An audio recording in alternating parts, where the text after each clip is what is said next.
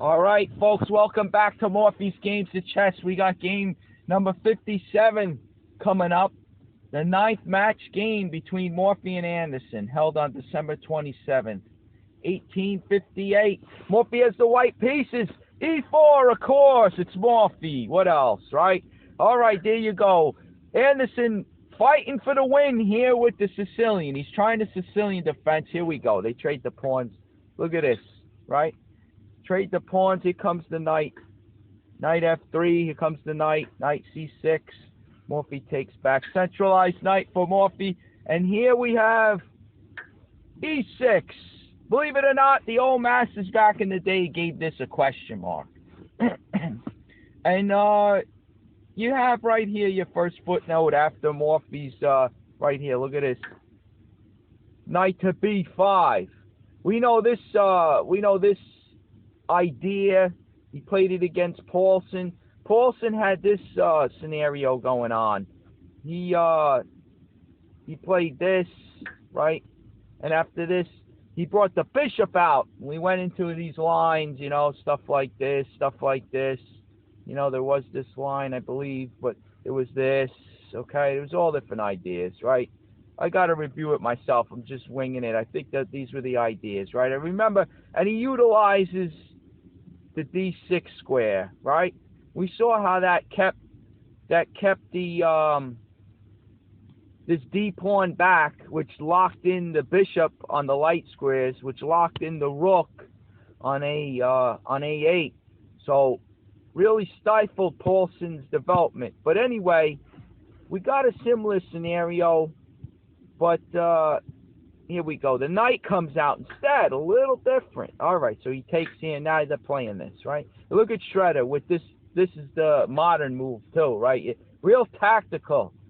It's okay. Here's the knight goes here. You see, this guy's a backward pawn. White would want to keep him back. White wants to control d5. Okay, that's the whole. You see, he hits this guy back. He leaps in. They trade, keeping the d pawn back. All right, but look, see, black has resources. He's gonna try to force the queen out of there. Where does he go? I don't even know. But the idea is to try to control d5. But black has many tactical tricks to get things done. So, I mean, the verdict isn't out. It's a crazy one, folks, because positionally, when black does this, he pretty much gives himself this d pawn, which could be, you know, trouble. Strategically, it's on the open d file. You see, it's on this open d file, so it's a target too. And a lot of the pieces, look at White's pieces, for instance. Look, when it comes to the d5 square, right, he has the knight covering d5. Of course, you're not going to hang this guy over there, but I'm just showing you. Every piece naturally comes out. Look, knight c3 controls what? d5. Bishop c4 controls what? d5. The queen already controlling d5. You know, so it's not hard for White to take control of that square. Just develop your pieces naturally, and there you go, right? But black has tactical resources available, so it really makes it a crazy game. And this, you know, for black, excuse me, for black, you know, I'm losing my voice here. If you like tactics, that might be one, you know, as Morphy disciples here, there might be one you want to look at. All right, so anyway, but Anderson goes right here. Wasn't known, really. I guess they didn't investigate it much back in the day in Anderson's time. So Anderson playing e6. Okay, now, Morphy plays the knight here, again, with that idea, controlling, trying to stifle black's development by blocking that d-pawn. All right, but anyway, they give a little footnote here. They say, or you bring the queen knight out.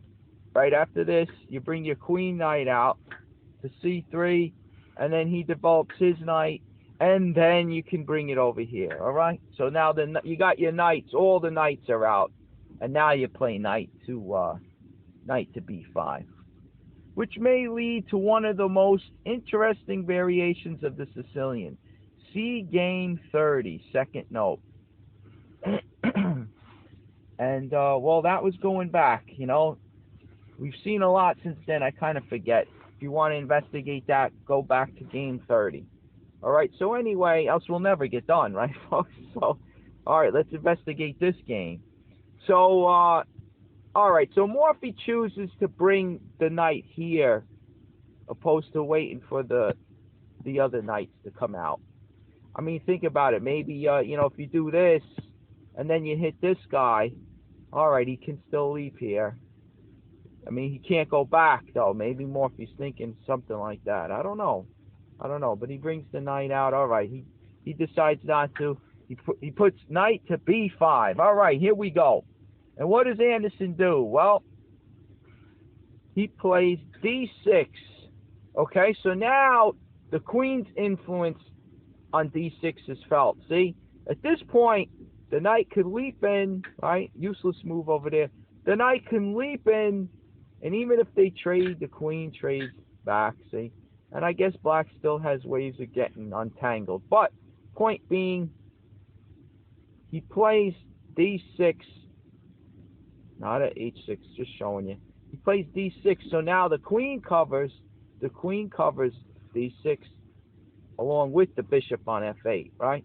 Okay, now they give another footnote. There you go, Shredder finds it. Knight to f6 is the right move. Morphy, the only time he adopted the Sicilian in his 11th match game with Lowenthal, he played this. He booted the knight. Neither with that nor with the text move is black's position admirable. Anderson is now forced to compromise his game at once. All right, so what's going to happen? Okay, what's going to happen? Okay, with this move, we have the bishop coming out, attacking. Okay, like we said, the queen protects d6, the bishop protects d6. We got the white queen and the white knight on d6. So now we pile up, right? Now we got a third piece attacking. And the only way to defend that pawn would be with the king, which would be nonsense, right? That you're going to waste your castling privileges, right? Obviously, Shredder sees it. The only move really is to block the bishop's attack, okay? So e5, and now Morphy brings the bishop. You could attack the queen, but Morphy chooses to bring it to e3, okay? Nice diagonal here for the bishop. You see it influencing the queen side over there. They're attacking that pawn, putting pressure on it. He's still on this one too. All right, good place for the bishop. But now, how is Anderson's game compromised? Well, we were touching on it with the other variation, where this pawn is backwards, folks. He's going to want to play. He's going to want to trade it for this guy. This is a weak pawn on an open. He's a backward pawn on the open file.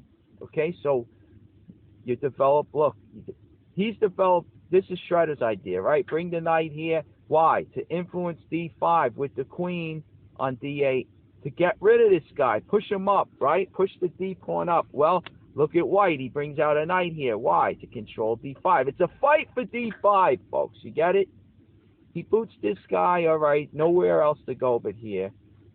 He goes after the bishop, right? Okay. See, sometimes when they're fighting for d5, this guy, if he hasn't moved yet, he could come here, pin this guy, and even if he's hit, ignore the knight on b5 for now. This is just a strategic idea. Look, if you hit this guy, common move, right? You would hit him. You're ready to trade this guy because you want to control d5. This battle's going to be about controlling d5, right? Take out this guy. This bishop of yours is on the dark squares, right? he can't really fight for it. You got the other guy on F1 down there, the light square bishop. He's going to do his job maybe from C4, right?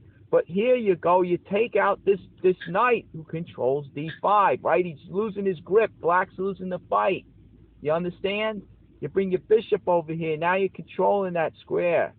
This is how you play chess. You gain little steps, little by little. It's like chopping a tree down. You understand? You're not going to take one big swing and just chop down that oak tree. You got to chisel away at the enemy, you know? Now, obviously, we got the knight hanging over there. This is just strategic ideas that I'm talking about. You see other variations where the bishop isn't on E3. Maybe he's on, he didn't start yet. He's over here, right? He didn't come out yet. And he's ready to, maybe that's the idea after this. Remember Shredder said, oh, I'll put him here. Look, the knight comes out. What is Shredder? Look at that. Shredder wanted to do it. The bishop's not taken yet. Where does he put this guy, folks? See how the Grandmaster computer thinks? I'm sharing these ideas. I'm telling you, I'm not making them up. I've studied this game a bit, and this is what I've concluded, right? The machine knows what I'm talking about. Look, you chop away. Let's say you hit this guy. Of course, you're not going to bring him back. You chop him off. You're controlling D5. You get it? You control a little mouse slip there. You're controlling D5. Look at this. Look at this. You're going for mate, huh? All right. Yin and yang, right? There's strategic stuff and there's brutal tactics. See? You're playing both sides. I mean, white's really gaining control here. Look at this. Beautiful. All right. So anyway, I could go on and on. Anyway, let's go back. Where were we? All right. He comes out, he hits him, he goes to E3. All right. Morphy goes to E3. All right. We're going to fight for D5. Okay. That's why that E pawn advance compromises Anderson's game. He's got a backward pawn. D5 square is weak. Okay. It's an outpost, folks. It's an outpost. No black pawn on either file, right? Can influence D5, so white could sink a piece in there. All right, so anyway, after this, you got the bishop E3. Okay, Anderson plays. Look at this. He plays F5, question mark. A novelty and a bad one. Okay? Very aggressive move by Anderson, but here they're saying, okay, let's see, they're saying to hit the knight now with A6 was the usual play in this position. Anderson Zen, London 1851. Okay? Bishop to E6, developing the piece, is also better than Anderson's move. Folks, bishop to E6, what does that do? We were just talking about it. Gaining control of D5. He wants to push that D6 pawn, trade it off, get it out of there. It's a weakness. It's a target. Okay? So, look at white would play to control at D5. Yeah, he hits this guy back. Okay. Control D5, right? And look at this. All right, so he leaps here. I guess with the bishop on E3, there's the idea. Look, he could leap in. There he goes. He could leap in here, attack the rook, gain a tempo, and leap where, folks. I could finish the statement before Shredder shows his arrows. Look at this. Where's he going, folks? D5, right? Sink that piece in. Look at this. You're controlling what's the now the evaluation. Very interesting. Look. Black is still in it, right? He's in it. It's 0.11, right? Very close to even. But white strategically, I mean, all right, he could maybe, at this point, he might be able to boot that knight over here. Why? Because then he loses control of D5, right? I don't know. He likes to go after the bishop. Like, chase this guy away. He put, it's tempo move, folks. He takes with check. Obviously, right? Okay, I'm looking at it quick. Then he could sink the other guy in there. See? Black doesn't have total control D5. See? You take now with the pawn, all right? You take with the queen to keep this an open file. All right, he's gonna chase you out of there.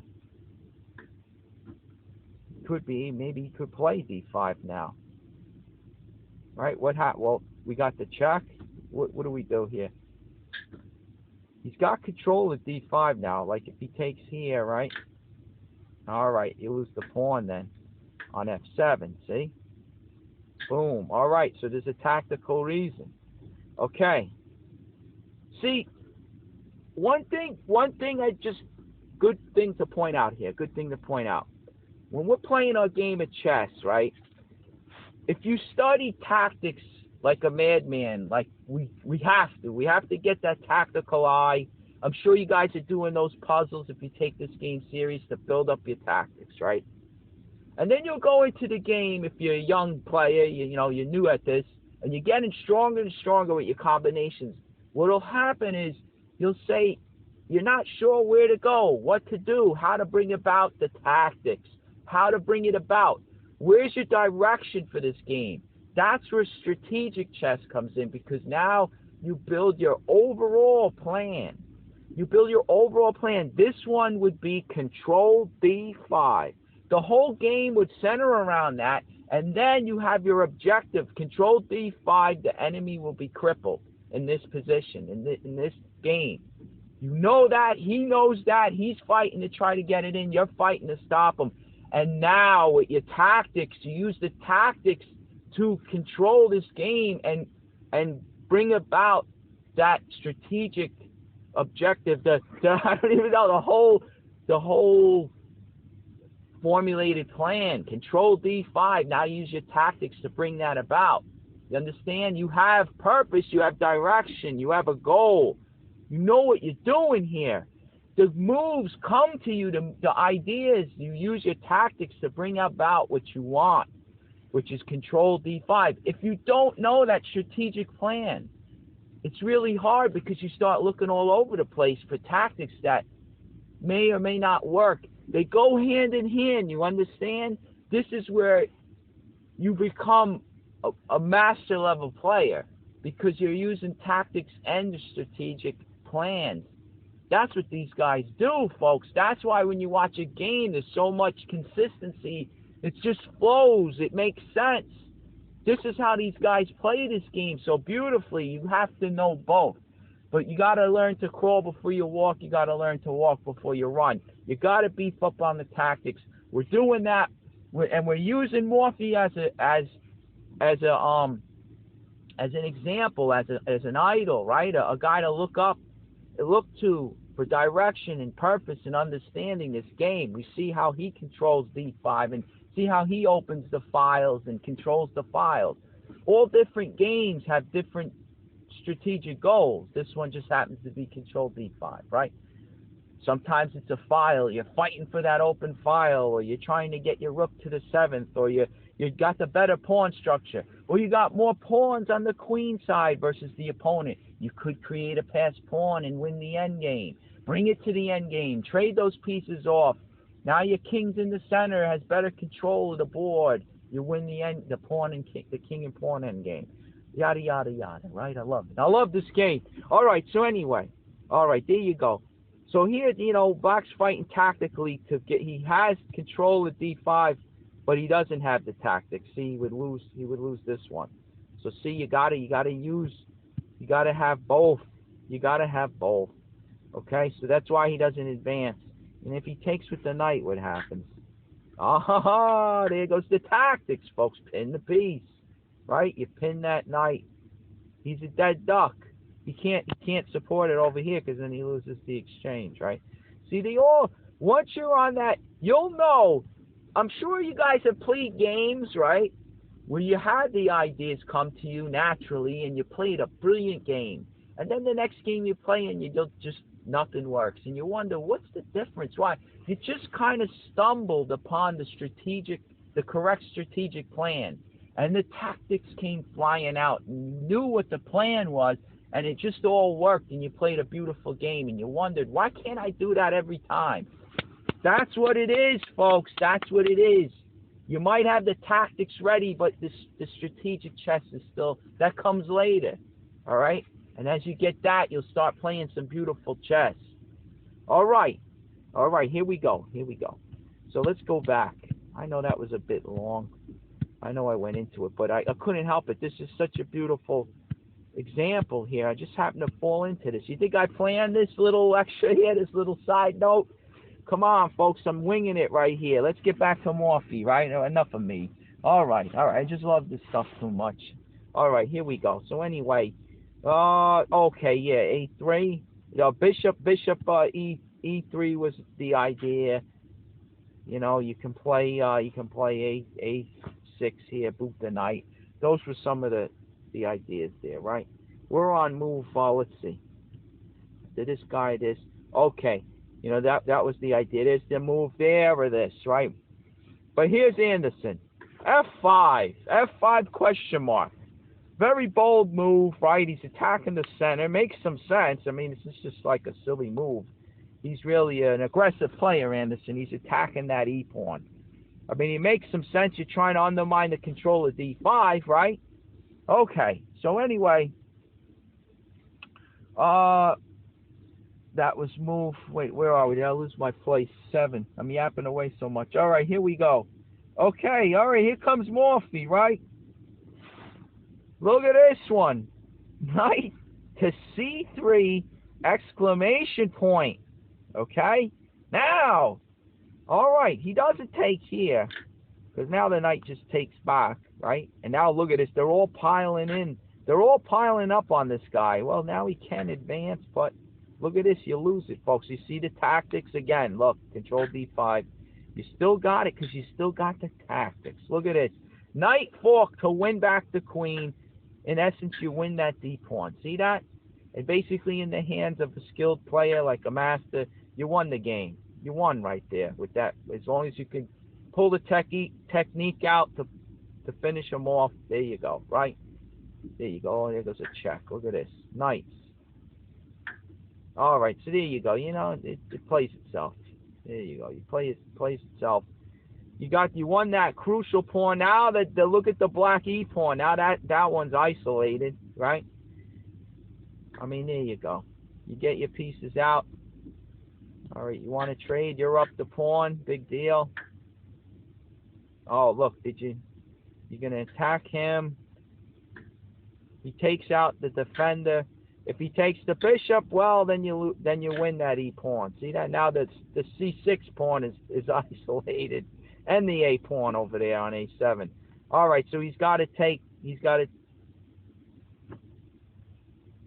wanted to take this guy, right? He wanted. Let's see. I guess he likes this move better over here now, but he had played this one before. All right. Anyway, there you go. Right, we're going into this one now. I'm sorry. But there you go, right? You got the tactics, see?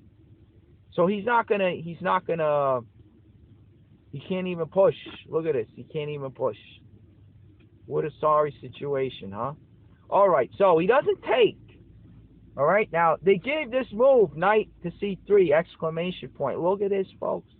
Look at this. All right, Shredder gave it away.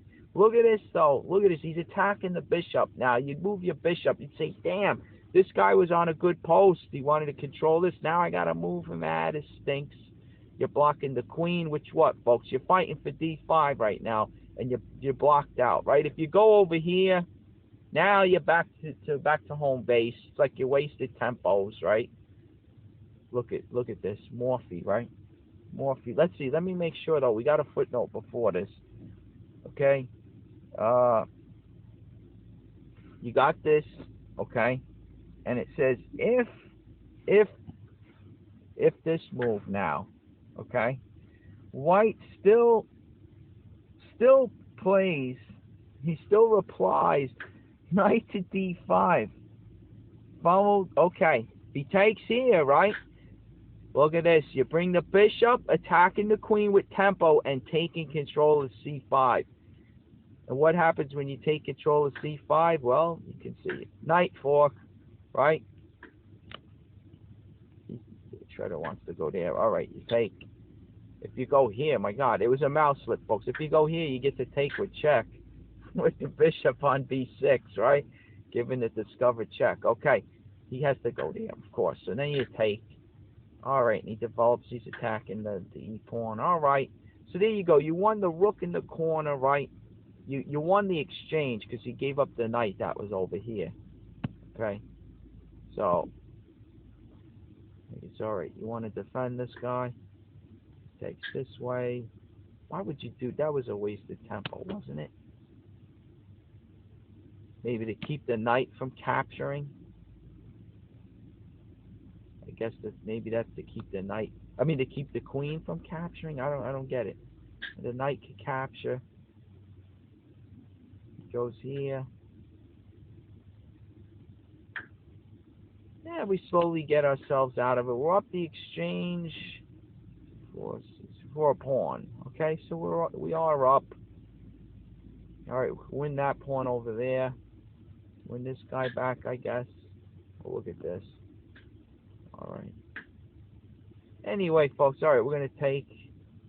I don't know. Does he want to take over there? I don't know. He's advancing. Okay, could be dangerous. He's got a passed pawn now. Protect the passed pawn. All right, so it's a battle. Who knows? You're up the exchange, right? It's a fight. Black might be able. I don't know. The black king is a little exposed over there.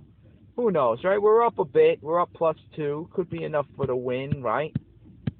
Black's got his the knights nicely posted there. Oh, he went back. Okay, queen's out. Who knows? Get that D pawn. White's got to watch that D pawn. All right. So anyway, all right. We go back, right? We go back. Beautiful stuff, though, right? The way you leave your knight hanging in order to look at this. You win the exchange. See that? Get it back. You win the exchange. Let's see if he takes with the queen. All right. We're up. We're up the exchange, folks. I don't mind trading queens. Right? Keep trading down. All right, here we go. Knight comes out. Still could control d5. You'd want to do it. All right, here comes this guy. Control d5. Oh, he's going to go there. I'll check. Okay, he goes there. I'm just looking at d5. It's a check, though. Castle long. Good idea. Bring that rook right into the game. Get your king to safety. And you're controlling what, folks? d5. There you go. Right? Backward D pawn. Pile up on him, you may win him. Right? Alright, so anyway. I'm sure you're going to bring the other rook to the center, right? Maybe bring this guy over here. Alright. Anyway, we go back. Go back. See that? So, beautiful stuff. If this, right now, what's the other note here? What's the other note? It says, Black's best move was knight to f6. Right, knight to f6. When white can win a pawn with bishop, okay, he goes here, pinning that guy, right? Pinning that guy. Okay, and if you hit this guy, if you hit this knight, which they write, the old masters write, that's the best move. They feel that's the best move. Well, we take this knight, we chop him off, taking control of d5, right? Now, he's not going to take over there because we're on the queen, right? Obvious now. You got to take the bishop if you're going to take one of these two pieces. But when you take with that, now, if you take with this guy, right, what happens, folks? You lose control of c7 over there. Remember this one, right? And you win that rook in the corner. Maybe you give up the exchange once you capture that white knight. But for now, heck, he could go to b6 even. He could get away. So you might not even get that knight on a8. Okay, but anyway, white's doing fine. This is controlling this guy, I guess, so you don't want to bring him out as you lose him, right? So, okay, anyway. All right, queen up. Protecting that e-pawn, I guess. I don't know. He takes. Oh, look at this. All right, you're taking. You can take with the queen, right? Can you take with the queen? You want to...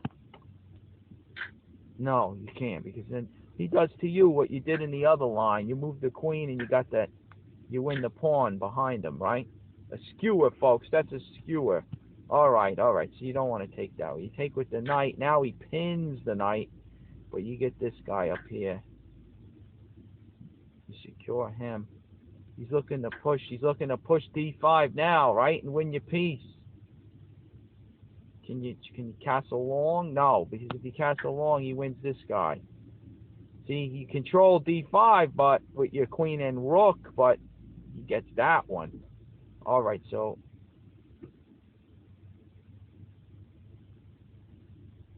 I don't know, do something stupid. What, does he push this or not? No, it's pinned. Okay, you're pinning it. Now you can castle because he's blocking his own queen from grabbing a2. This game is crazy, ain't it, folks, or is it me? All right, so I'm getting sucked into this game now. All right, beautiful, beautiful stuff. But you know the bottom line over here at this point, you take you win the rook over there in the corner. You win him outright, and it's he's still got to take that knight. Maybe he's trapped. He'll trap him. Who knows? But White's clearly winning at that point, whether he gets that knight or not. So okay. So you take. He's got to take with the pawn. Okay. He's got to take with that pawn. And then we got the queen check coming in. Shredder sees it. They give king to d7. And now you take, this is where you win your pawn, folks, right there. Boom. You hit him. He goes back, because if he goes here, right? If he goes here, look at what happens. He comes on in. There you go, right? You give the check. Where's he going? All right, now you got control of c7 with the two knights, right? All right. Look at this. You give a check this way. Crazy, huh? Crazy. Look at this, folks. He's only got one square right there. And you see what's coming, right? The knight smothering this guy. Smothering the king, right? And the queen taking over f7. So he's got to give up the queen. Look, you got this guy recapturing. Unbelievable stuff, huh? Let's continue this onslaught, right? All right, here comes the bishop. He wants to get in the fun. All right, good night. All over, right? Beautiful stuff. Holy smokes, I didn't even uncover that one when I was going over it. All right, very good.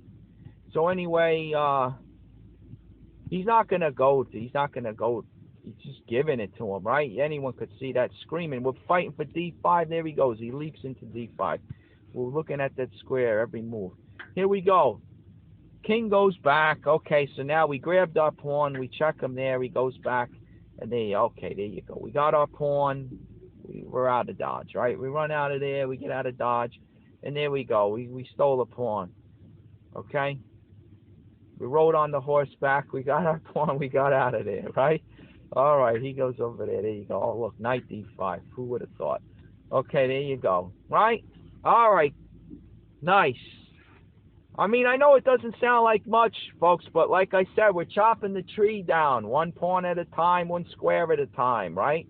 That's how this game is played. That's how you got to think of it. Okay?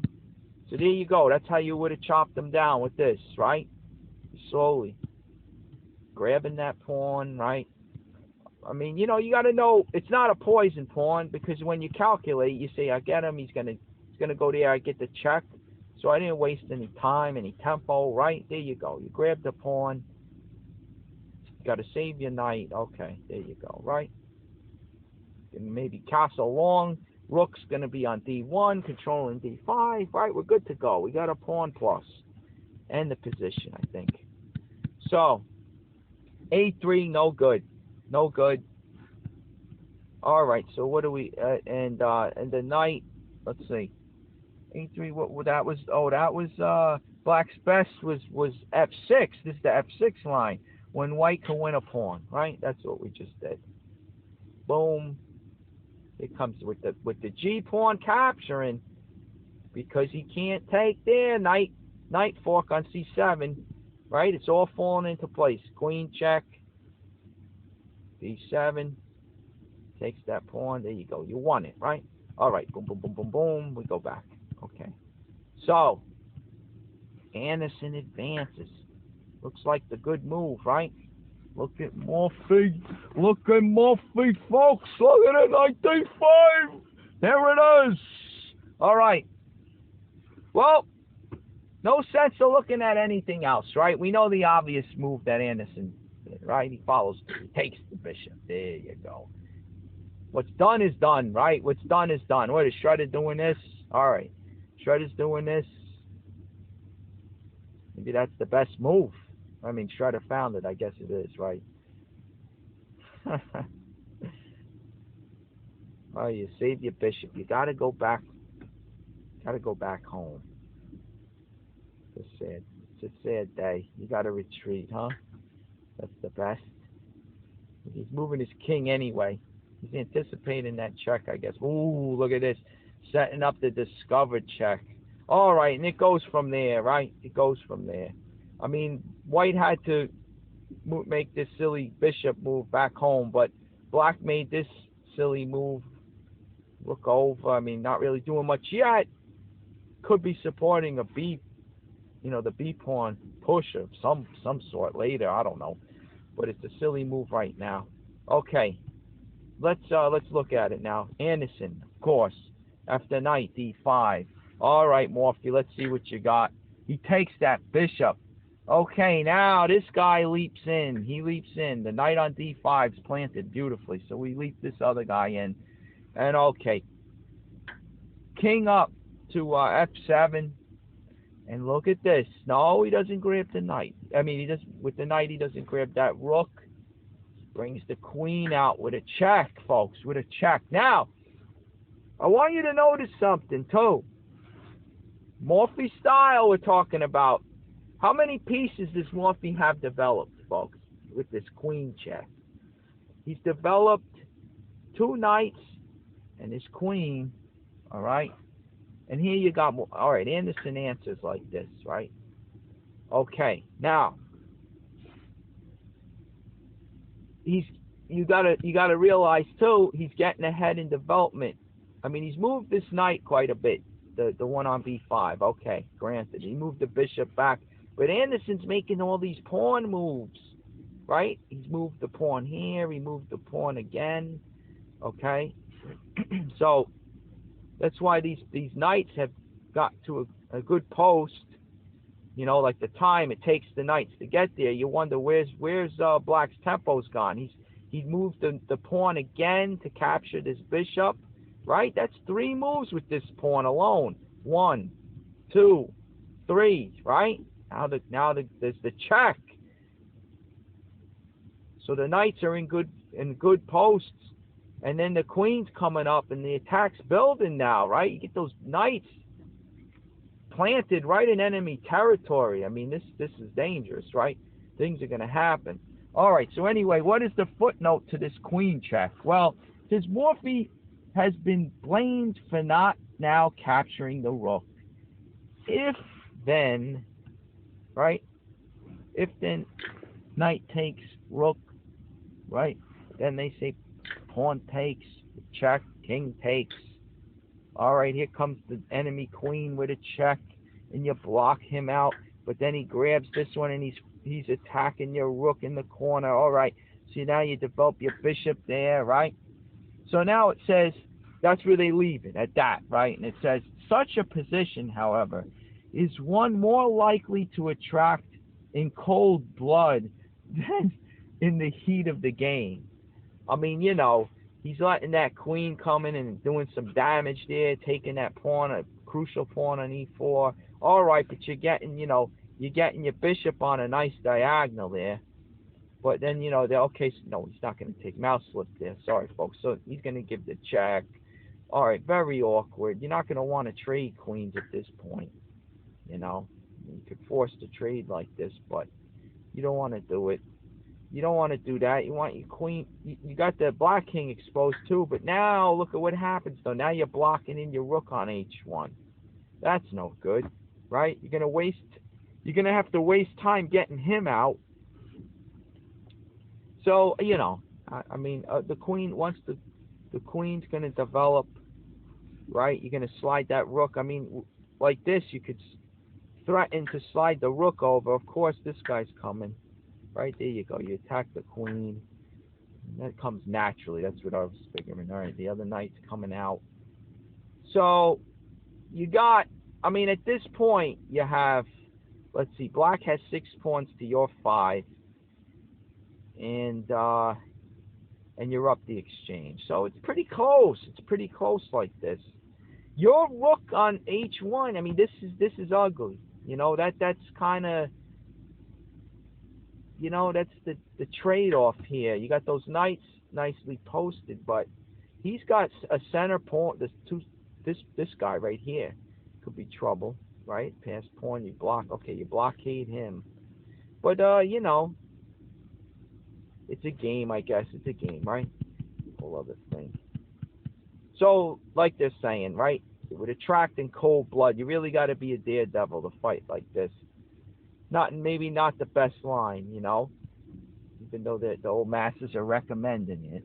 But you know, here comes Morphy, right? This makes sense.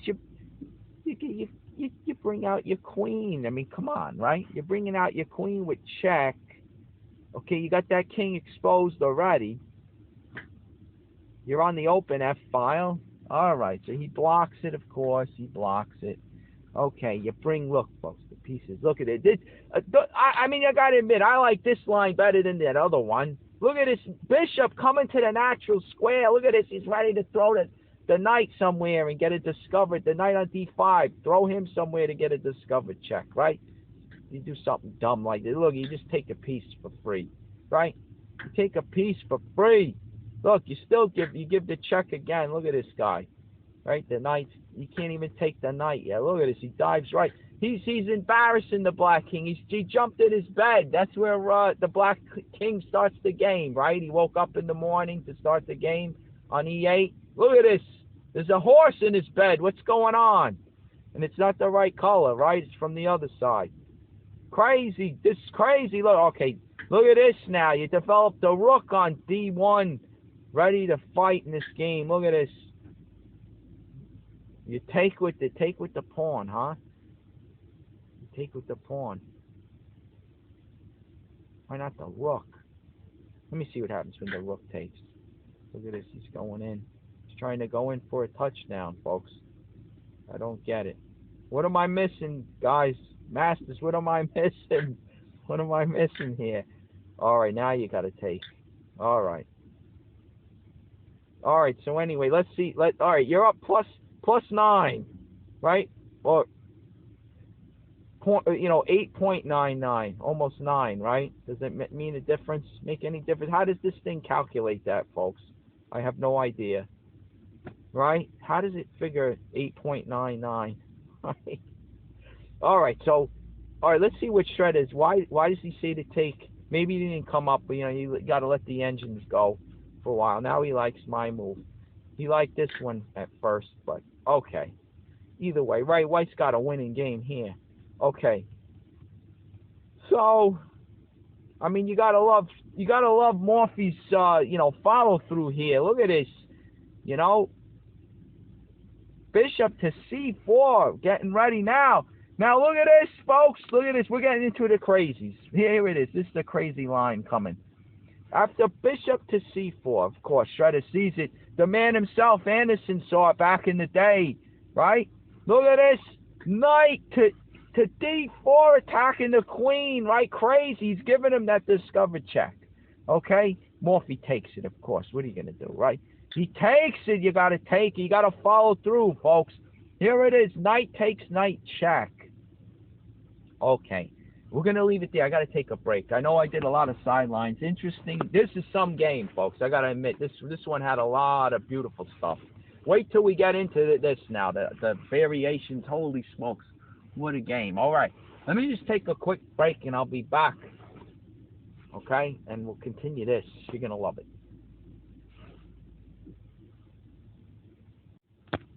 All right, folks. I'm back. Let me tell you, I'm more tired than I was when I left. I had a tough day at work. I finally sit down with the old chessboard here, and I'll tell you, I was dragging, debating, even try to do it. The minute I said, where was I look at this, I go, holy smokes, I'm awake. I'm ready to center charge. I got my second win. You understand, folks? This is what Morphy will do to you. Anderson, Morphy, I mean, forget about it. I'm wide awake now. Look at this move. The check, right, folks? We left it off. Morphy follows through. Knight takes knight with the bishop. Discovery, check. All right, I'm awake, baby. Here we go. Anderson plays. Well, oh, wait, hold on. Let me turn the engine down here. Wait a minute now. All right. Anderson plays the pawn up, right? And yes, Morphy takes with check, but get a load of this now. They give, the old masters give some beautiful lines. Okay, none of them good for black, but it's worth taking a look.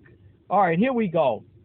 It said right here, the only good move was d5, which Anderson plays. Okay, d5. But here we go. Look at this. What if bishop blocking the check, bishop e6, right?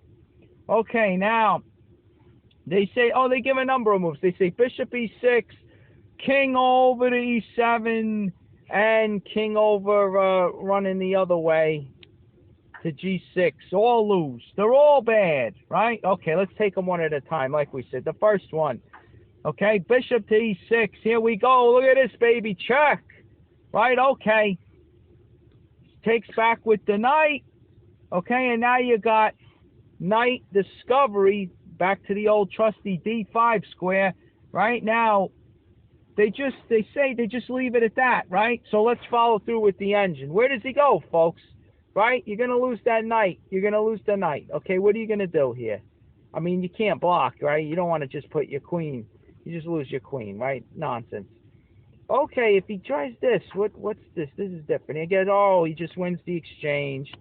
He just picks up that rook here. Okay, he wants to take here with a check. All right. And when he takes, you see that knight's pinned, folks, right? There you go. Pin it and win it. There you go. Pin it and win it. All right, he's going to go over here. And we take our piece, right? C2 is protected by our queen on F2. There you go, right? Here you go. He wants to trade queens, maybe. I mean, why not? Folks, when you're up a rook, right? You're up a whole rook. What's the point? All right, I guess he's gonna trade, right? What's he gonna do? You're gonna play F takes E next, right? There you go, right? I mean, this is safe to say, right, folks? You got this one in the bag, right? Okay, there you go. All right, you're up a rook, right? Okay, good enough for me. The old masters just left it off, you know. Once the knight discovery there, they just left it at that, right? If he moves away, folks, you take the knight. There you go. You want a piece, right? You're up a minor piece, okay? And you're attacking the queen, right? I don't know what else could we do. I mean, we don't have to go any further, right, folks? Look at this. You take the pawn right here. If he takes, then look at this. You fork the two, right? You fork them. He moves the queen, you get the rook over there, right? And there you go once again, right? Well, you're up a rook again. Okay? All right, good enough. All right, let's go. That's the bishop e6 line. Okay, so now the other two lines if the king moves, right? All right, here we go. What are we looking at here? The notes are so small. Okay, king over to e7. Well, you know what's going to happen here, right, folks? You got the knight swinging back with the check. Okay.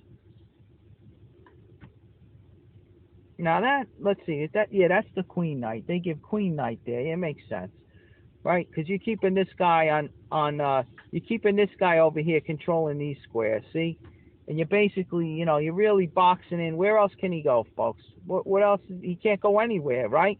His only square is d7, right? Okay, so he goes there. And then you got the bishop, the queen check on f7. He blocks with this guy. If he blocks with the queen, you know that's nonsense. There's the little joke of the night. All right, so he goes there, and then okay, they're saying to take the pawn. Shredder agrees, and then what do we do here? Oh, okay. This is the old masters say. Okay, they give this. This is the line they give. Okay. So the rook comes in. Now get a load of this. You're taking the knight. Why, folks? Because if you take the queen, you see this? Checkmate. Look at that, folks. That'll send a charge up and down your spine. Look at this. Bishop to b5. The king has nowhere to go, nowhere to block. Nothing he can do, right? Can't take out the bishop. See, so you even leave the queen and prize because you take that knight. The knight is stopping right now. If the knight wasn't guarding b5, you know, you wouldn't even take the pawn at this point. You understand? You just play here. It would be checkmate. But the knight's stopping it. See? The knight's stopping it. So, look at that. Did you see this one, folks? All right, so, the rook over there we see loses. He can't even take. Right? You're just grabbing the knight for nothing, for free. Okay, so, all right, let's go from here. The Shredder finds, after this, Shredder finds this move. Now he's freeing the square. For instance, he takes. Now you go give the check. Oh, lo and behold, he has where the queen was sitting, right? On d8. So he gets out of this. And now if you look at the engine, black's up. Right? So, okay. So after pawn takes, Shredder likes the queen over. All right, you castle. Okay? Your queen's protected. You're threatening the knight. Okay, the knight goes back to safety. And I don't know, do what you want, right? You could take here. Maybe you trade off the queen. You know, you could trade off like this. Right? You win this guy. And you're up, right? You're up, actually, you're up a whole rook now. See that? There you go. So you're winning easy, right? Okay, that's that line. And the last line after the discovered check, king over here. Well, this one's fun. Watch this now, all right? King g6, you get the queen check like Shredder finds. Nowhere to go but to take the knight, okay? And now, look at this. This is interesting. The old masters give pawn takes pawn. And that gives the game, that throws the game into black's hands. He takes the knight, right? All right, let's follow Shredder. He takes, right? And it looks like you're going to have your attack. But believe it or not, knight, your bishop over here, folks, your bishop is hanging. You see that? The black queen? But okay, you get the check, so he just blocks it with this guy. Right? Now, if you take, he takes you over here. And, he's got two bishops, folks. Your attack is dwindling. It's burning out, and he's got two bishops. You don't have them, right? You don't have any minor pieces. All right, so you try to keep the attack going. You protect your strong bishop on the light diagonal, right? You got to admit. So you hang on to that piece, hoping the attack will play out. But, okay, knocks your queen back. The knight on f5's pinned. Don't forget, it's pinned. All right, now he comes after him there. All right, so now you're shuffling. You're dancing back and forth. Okay, so what ends up happening here? You win this guy, I guess. And, you're down a minor piece. You're down a minor piece. He might be able to consolidate now, right? And he's up the piece. Look at this now. He's got a strong bishop on that c6 square, aiming down at your king. This is tough. It looks like black's going to survive, Can survive. He'll get his other pieces out. All right. So anyway, here you go, right? It's the old masters put you in. They put you in this line with pawn takes pawn. But look at Shredder's move, right? Breathing life into this. Look, f4 move. Folks, do you see the threat? Look at this. You got mate over here, right? There's one pattern. The pawn takes away g5. Or you could check with the queen on g5. The bishop cutting through with that diagonal. Look at that pattern, right? The light square bishop and the queen combined. Nice pattern right there.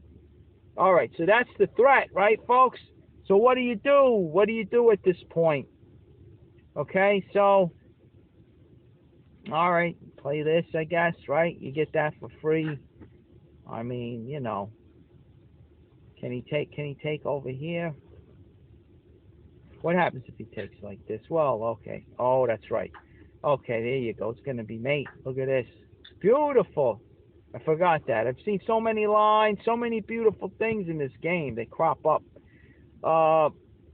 So you can't take back. See that? So he gives the check. All right, you block. Now he tries to go in for it. Okay, because the queen's off d8, so it's not mate anymore. But you're gonna win that. You're gonna win that knight, and then you're threatening to even take on e5 with the pawn. Actually, let me see something. You're even threatening to sack the exchange. He goes here. Okay, you get the other guy going in the game. He's doomed. He's doomed. Notice the king doesn't have f7 because the bishop. And we're coming, let's see. If he has nothing. That shows me he has nothing here. Let's see. You go there, and you're gonna go mate him right on f7. See that? When you sack the queen like that, it shows you have nothing. Black has nothing. He can do nothing. What could he do? Right? Can he play this to try to stop this check? Well, he goes here, and you get to f7 in a different route, right? All over. There you go. All right, so that's what's being threatened. Okay, so after that, I mean, after the castle's here,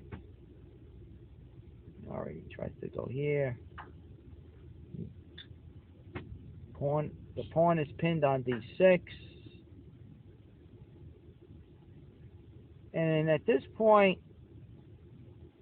you got you wouldn't want to trade queens because obviously, look at the black king. He's under the gun. Why end the assault? Let's see. You trade now. You isolate this guy. You take this one now. All right. So you wait for the better time to trade. Now you get the pawn duo coming down. He'd even give him the, look at this. He's going to give him the discovered check. Those pawns are coming down, folks. All right, we're gonna take this guy, I guess. All right, there goes the check. We take this one. He could win the exchange. He could take that rook on d2 when he wants to. It's pinned. Once you get out of the pin, he'll take it. See? But now we have those two pawns, and according to the engine, that's worth a win here. Get that king closer. I mean, these rooks, they're really they got to babysit these pawns coming in. All right, you trade him off, I guess. He's gonna want to trade. Maybe not. Let's see. I'm so curious to see how this ends. I got into this. This I didn't get into before. I don't know what's he doing here. Okay, he finally trades. Goes after your bishop.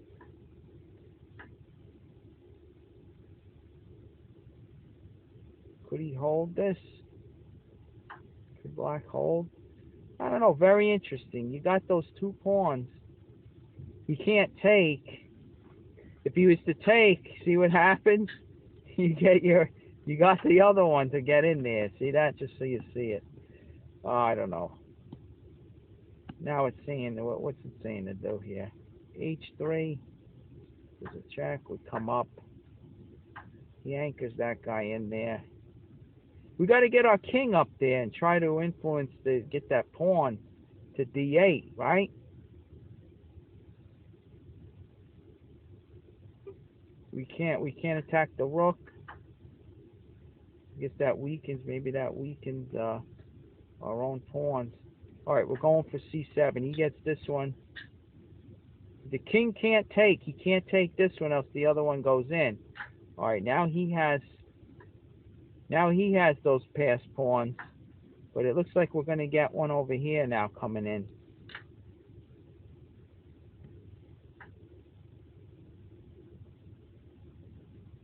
If we go up, he's going to have to go to the back rank. So what do we do, folks? Do we push it? Let's see, where does he want to go at this point? He wants to check. Check is the best move. I guess it covers d8. Here we go, king up.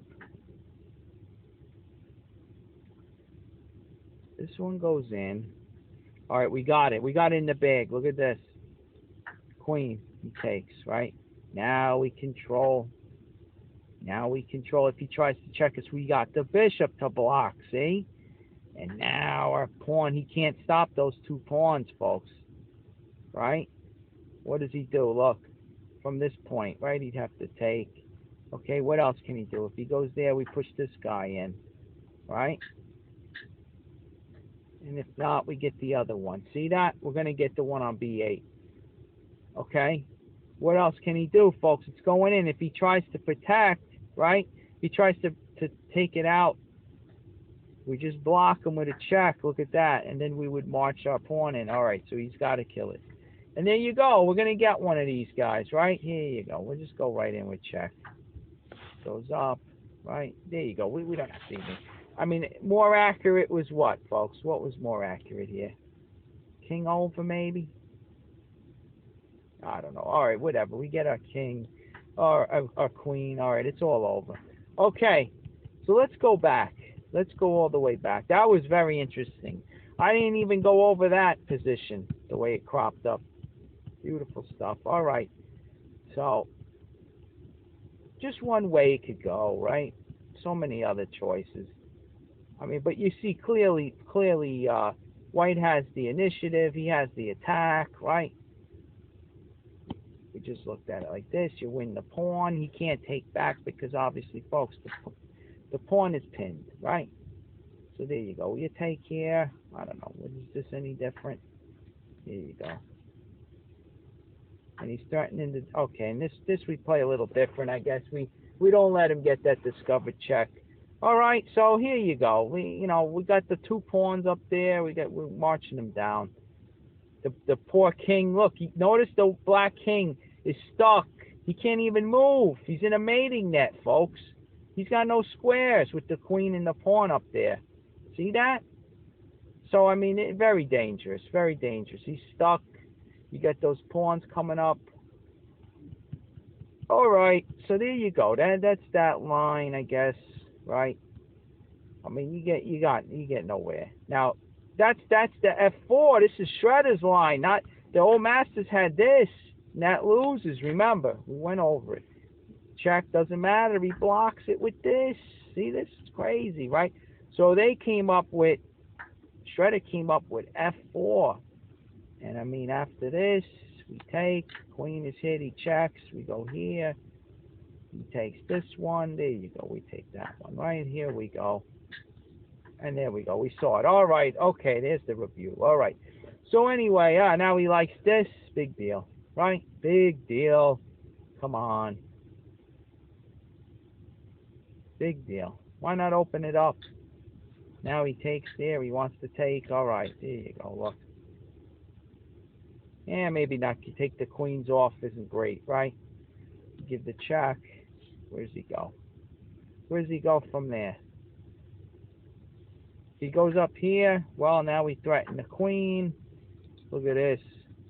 Look at this. He's going to have to give it up. Because if he moves, if you didn't notice right there, queen. If he goes to A6, same idea, right? So he'd have to take. All right, he would get. Let's see. If he goes here, he loses the rook, folks. See the tactics? Crazy. Matter of fact, let's see. You go there first. And then look at that. You get. I was gonna say you get the rook. You get mate. You get mated. Oh, forget about it. All right. All right. Forget about it. You gotta always watch these too, folks. You know, you take over here. You gotta always watch those checks. You know, black doesn't have it, but you gotta look out for those things. All right, but you go for the mate, right? You go for the mate, not the material. There you go. All right. Didn't even see that one coming. Okay. So, I mean, you check over here, he goes back down. You win this guy, you're threatening the rook. He goes over. All right, now you're threatening to take the rook. He comes back. All right, there you go. Look at this. No trading queens. Look at this.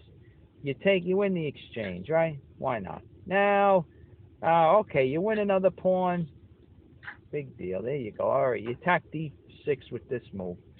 All right, there you go. Right? Maybe you take at this point. I don't know. Yeah, you check. He goes back. All right, maybe we take out these pawns before we trade queens. They could get a little dangerous, right? All right, there you go. He takes this one, you take that one. He goes over there, you go over here, right? All right, forget it. Whatever, you're up easy. It's easy street, folks, easy. Right? All right, so that's that. All those lines. A little tweak over here with this. The old masters gave pawn takes pawn, but Shredder finds the better move. Okay, F4. There you go. And that's those lines. So what did Anderson play again? He plays pawn up. All right. Morphy takes with check. Okay, and here we go. Anderson plays king to g6 now. The king to g6 loses, folks. It's not the best.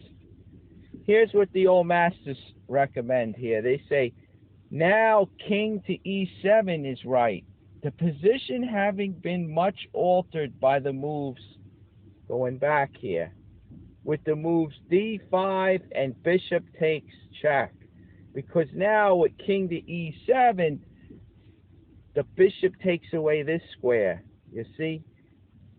And the black king also has the d6 square to run to. See, before all this on the check, if he goes here, as we looked at before, we got the knight to d5 crushes black. Okay, we went over that line, and it's really it just slightly alters the position. Okay, this and bishop takes. Now the knight. They're saying the king should go here because the knight doesn't have the square, and that slightly changes things.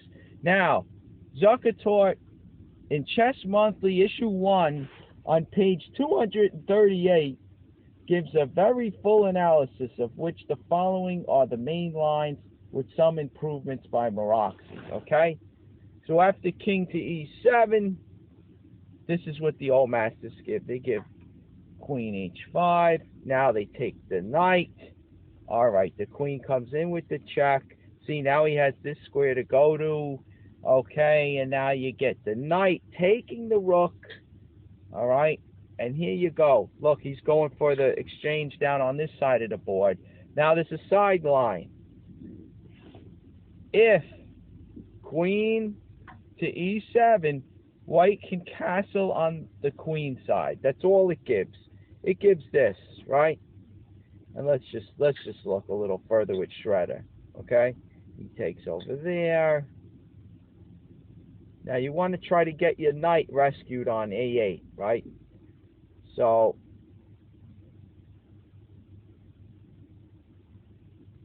at this point, white's up the exchange. Okay, pawns are even. This is what they recommend. Let's see where it goes from here, right? It looks like he's gonna get that knight. But look at this. At least you cripple the pawns here, right? Isolated double pawns, very ugly. Okay, and then you attack the knight. That's pinned. Okay, you don't have to take them right away. Protect your e4, the center pawn. All right. We're going to take that knight.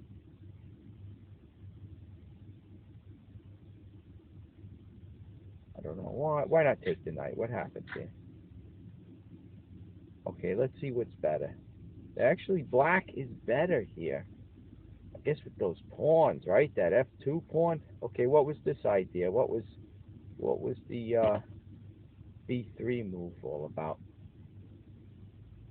Yeah, rook over. Let's see what this does. I don't know. All right. So the way it turned out here, we take him. He takes. All right. Looks like black's a little better, even though white's up the exchange. That f2 pawn, pretty dangerous. All right. So let's go back. There might be better. I don't remember it turning out like this for white. Let's see. He goes in with the check. King up. All right. Takes. If he takes down, let's see. If he brings the queen up. All right. Castle now. Let him trade queens. takes here, you take there.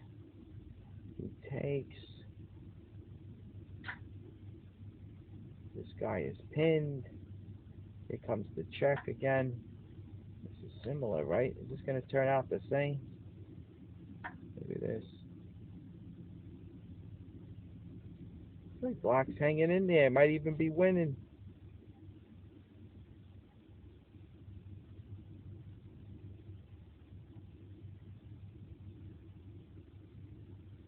How about this, right? Let's see what happens. He takes there, right? We take back. He has time to take, and then this. He's got that F2 pawn still. Very dangerous. He's going to protect it with bishop. He'll protect it. There you go. All right. So, that might have been better for Black. He goes there.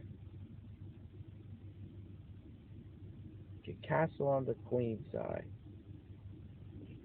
Let's look at, oh, look, you know, that line had the bishop coming to h4 with a check. Folks, maybe that's why castling isn't as good. Right? Look, like what we just looked at. He takes here, you take, right? Here, now he's deciding to come forward. Before he took, right? Let's just look at it again. You go here, he swings this guy out, right? Why? Because the king's over here. That's what we just looked at, right? Oh, okay, and there could be other moves after the trade of queens. Yes, maybe that's even better. There's other sidelines. This game is exhausting, you know. It could go many ways, but instead of castling, maybe this is better. Shredder's saying rook to d1. Now he likes queen takes. But let's look at this. Let's look at this. He goes here. You go over.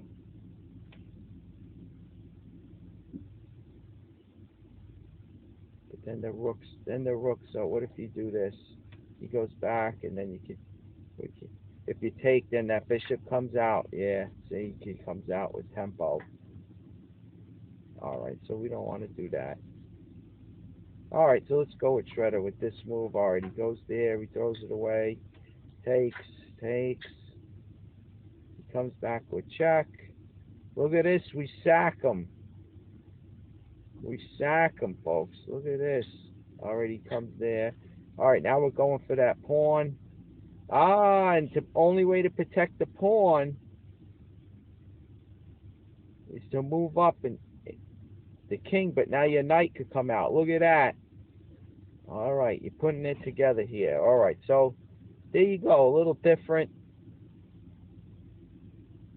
Anybody's game, really. What do we got?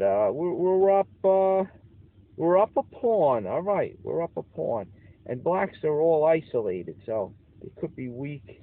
We could possibly. He's got the bishop here though, so this is a close one. Who knows where it goes from here? All right. Who knows where it goes? Trying to undermine that guy. All right.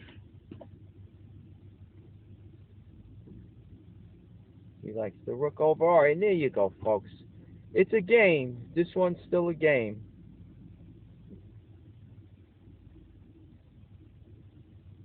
All right, so anyway, we got a +1, really, you know. Still anybody's game, but okay. Maybe that's the best way black could go. Let's go back.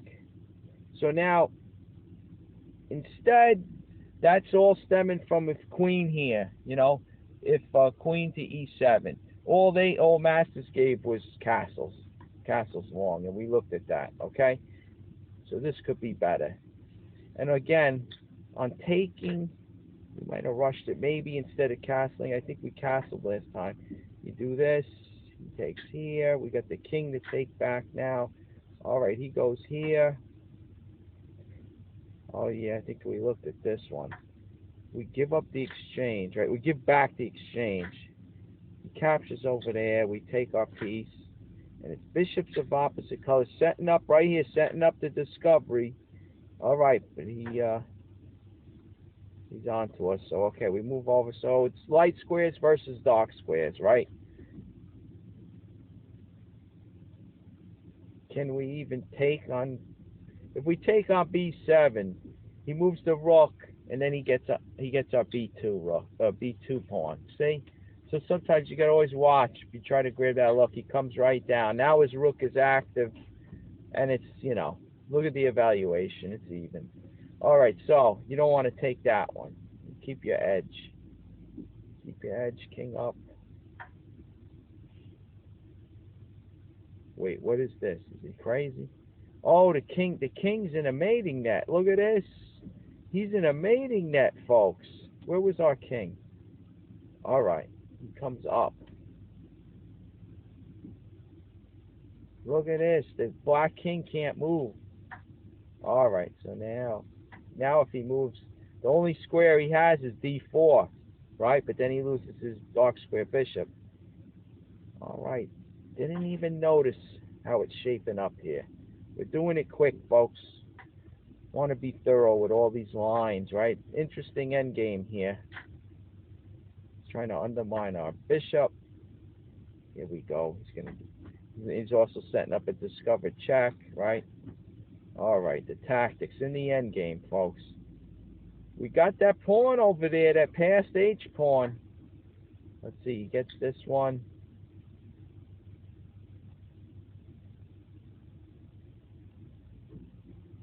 All right.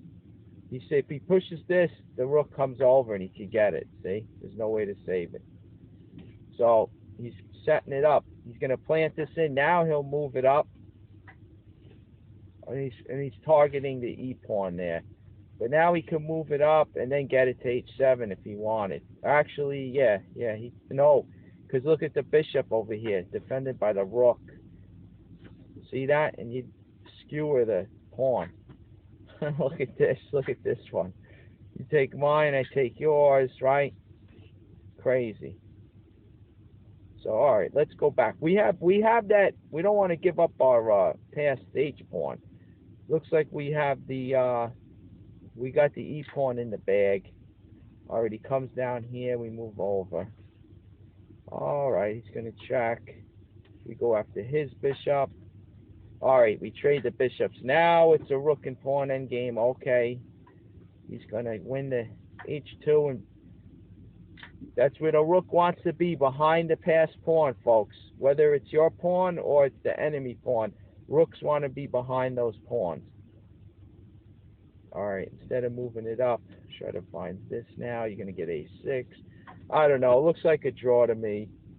Looks like a draw to me. So, all right, so black could have went this way, this way. Very interesting. I guess the best line was the, after this, you just rook over. Rook over instead of taking. We looked at that again. Maybe just rook over. All right, maybe you improve those lines. You find something a little better. You let your engine run a little longer. All right, very interesting. There's a game here, though, folks, right? There's still a game. All right, so queen to E7. Okay, now we're going back to, we saw knight takes pawn. White had just taken the rook on A8, right? So he's going after the exchange down here. He wants to win the rook, white's rook now. So after knight takes pawn, you got king up.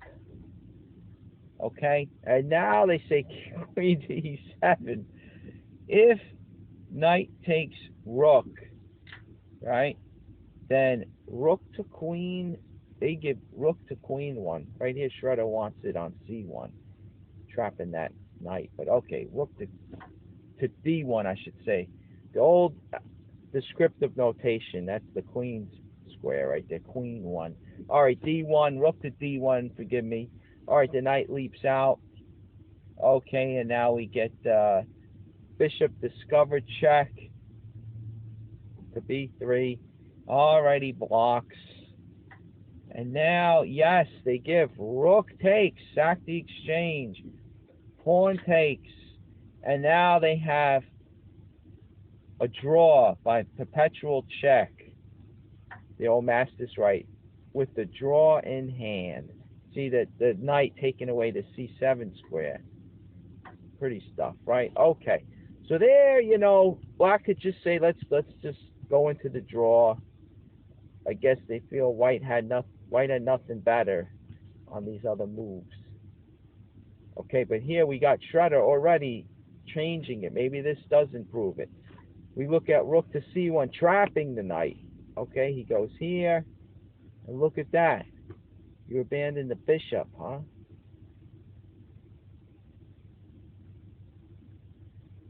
What's the threat, folks? Let's just see. What's the threat? We take here, and then we could take our this is an open board now. One square. Look at that. Skewer the queen. Right? Skewer the king, win the queen. There you go. Game over, right? All right. So, beautiful stuff.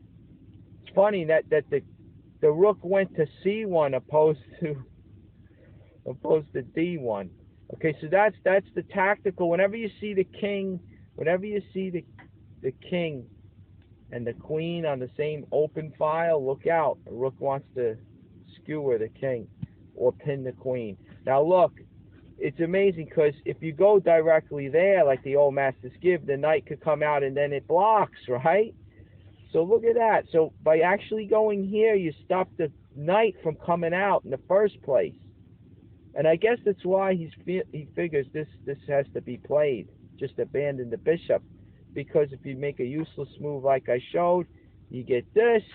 Right now they're doubling up on this guy. The rook down on c1 and the bishop. Right? And if he tries to come out, you just take and you set it up again. He takes there. Right now, there's no skewer. See that? The pawn on e3 takes away the skewer. So by sacking the knight over here, you avert the win of the queen for now. But, I mean, you capture the bishop. The queen, white queen protects the knight in the corner. And there you go. You got rook c6 mate coming. Right? This one, folks. This one. Nice pattern to see. Right? How does he stop that? Well, can he stop it? I don't know. Let's see.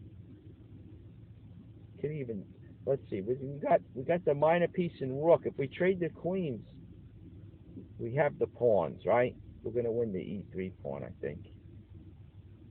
So we can. Well, we'd have to get our. Let me just see something here. Let's just do it instead of talking. This is better, folks. This is better.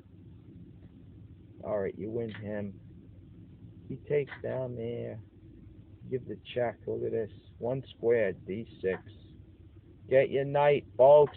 The knight on the outpost of d5, right? Who's better? That bishop who can't even get out right now. Maybe he could go there. Is that good? No, he can't because they take him there too. They got the white soldiers have that covered. He can't go here to g7. He can't even get out, which traps the rook in. I mean, forget it. The knight outshines. You got the pawns. You got the passed pawns on the queen side, right? Not even a contest. All right, so you can do it that way. I don't know. They like the check. You got the king vulnerable over here. Oh, why not? Right? Why not? I didn't even see it. Why make it hard for yourself? Right? Just take all the air out of them, right? There you go. You want to continue? You want to continue? Your king's in a mating net. Your pieces can't move, right? What are you going to do? What are you going to do here? Look. It goes down. What do? We're setting it up. Here we go. We're setting it up. Let's see. Let's see the end, folks. We got a plus 14. Mate's got to be close. Mate's got to be close. Here we go. Just chew them up. Here we go. Go after the bishop, right? Look at this. The queen and the knight. I said it before. Beautiful. They work so well together. Look at this. Chewing them up.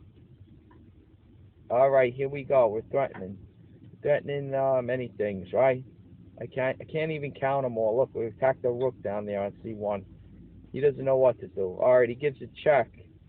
Yeah, why not attack him? Don't give him time to rest. Here we go. Now we got him. He's got nothing better to do. Here we go. All right, he goes here, he says. All right. There we go. We work him. If he goes down, we bring the knight right in. Boom, boom, right? We could go right in. This is a nice pattern. See that? Knight supports. Queen takes all the squares except A8, right? So if he goes the other way, right, what else are we going to do?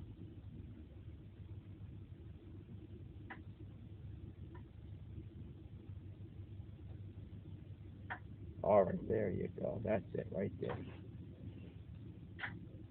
He's still going on. All right, now we got him. Okay, my mistake. All right, there you go. Pretty one, right? Look at that. Look at that. The E pawn takes away a flight square. He can't go to F4, the knight. All right. Nice to follow through with that one. Beautiful stuff. You know, I like going through it. Look, this course is for the beginning player, the intermediate player, you know. Showing these patterns can't hurt. It's going to just help. Look at that pin right there. Beautiful. All right. So here we go. Let's go all the way back. Right?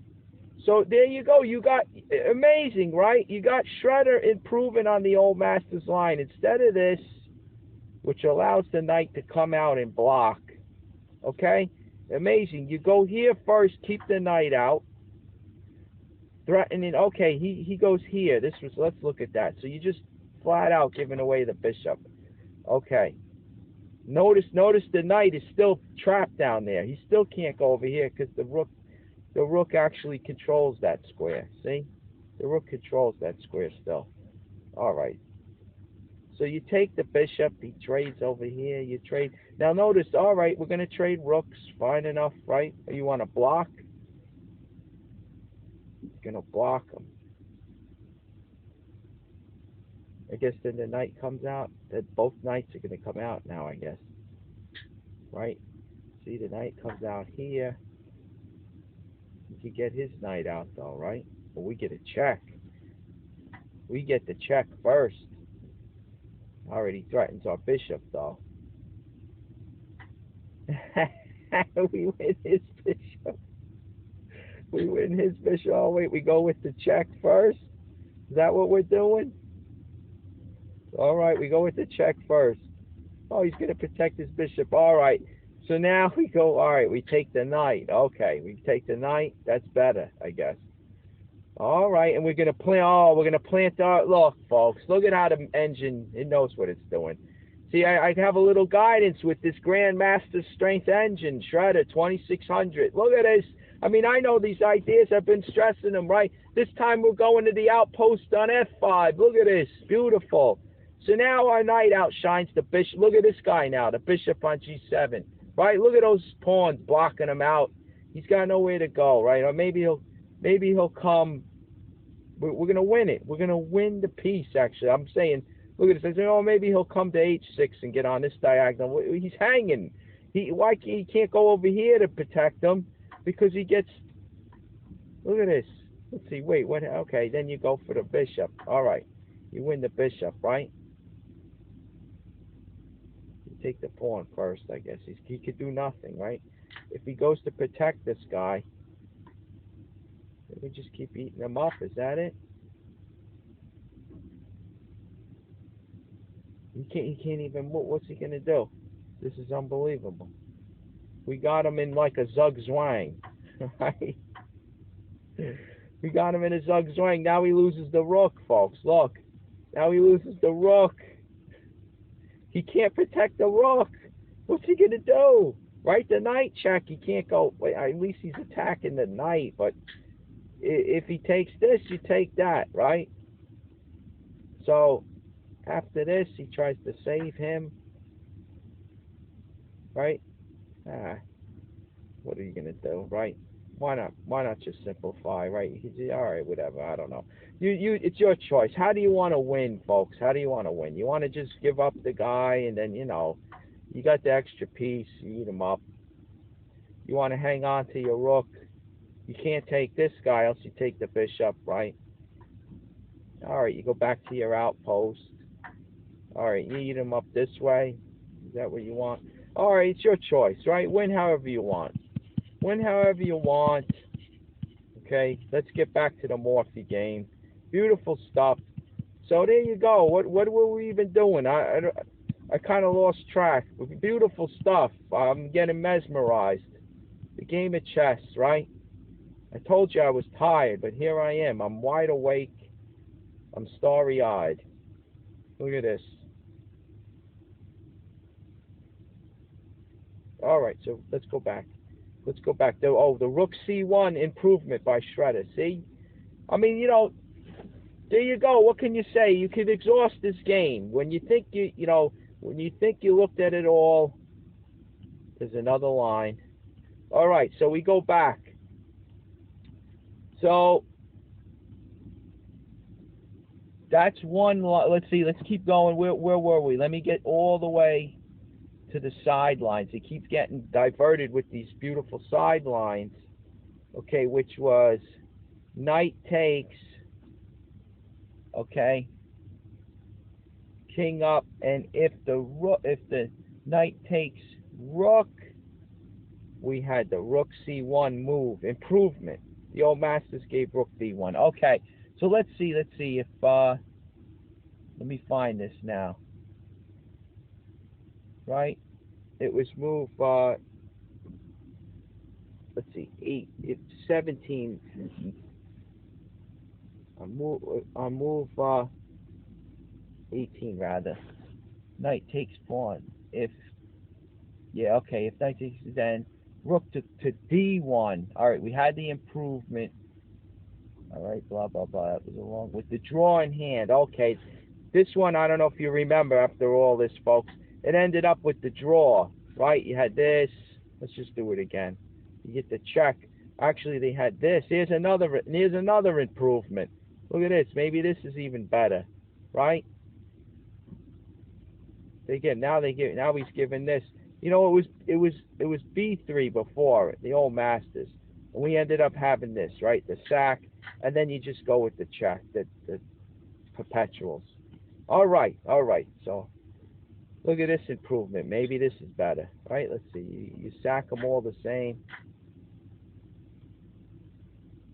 Now you don't have the perpetual, but you're down.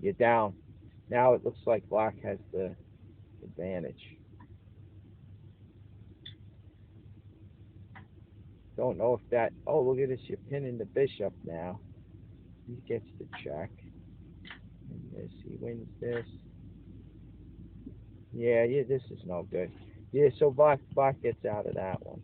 All right, so rook c1 was definitely the best. The old masters, the best they could do was get the perpetual check. Okay, with this one. Boom. I know, we're seeing it again. Very pretty, though, isn't it? All right, so there you go.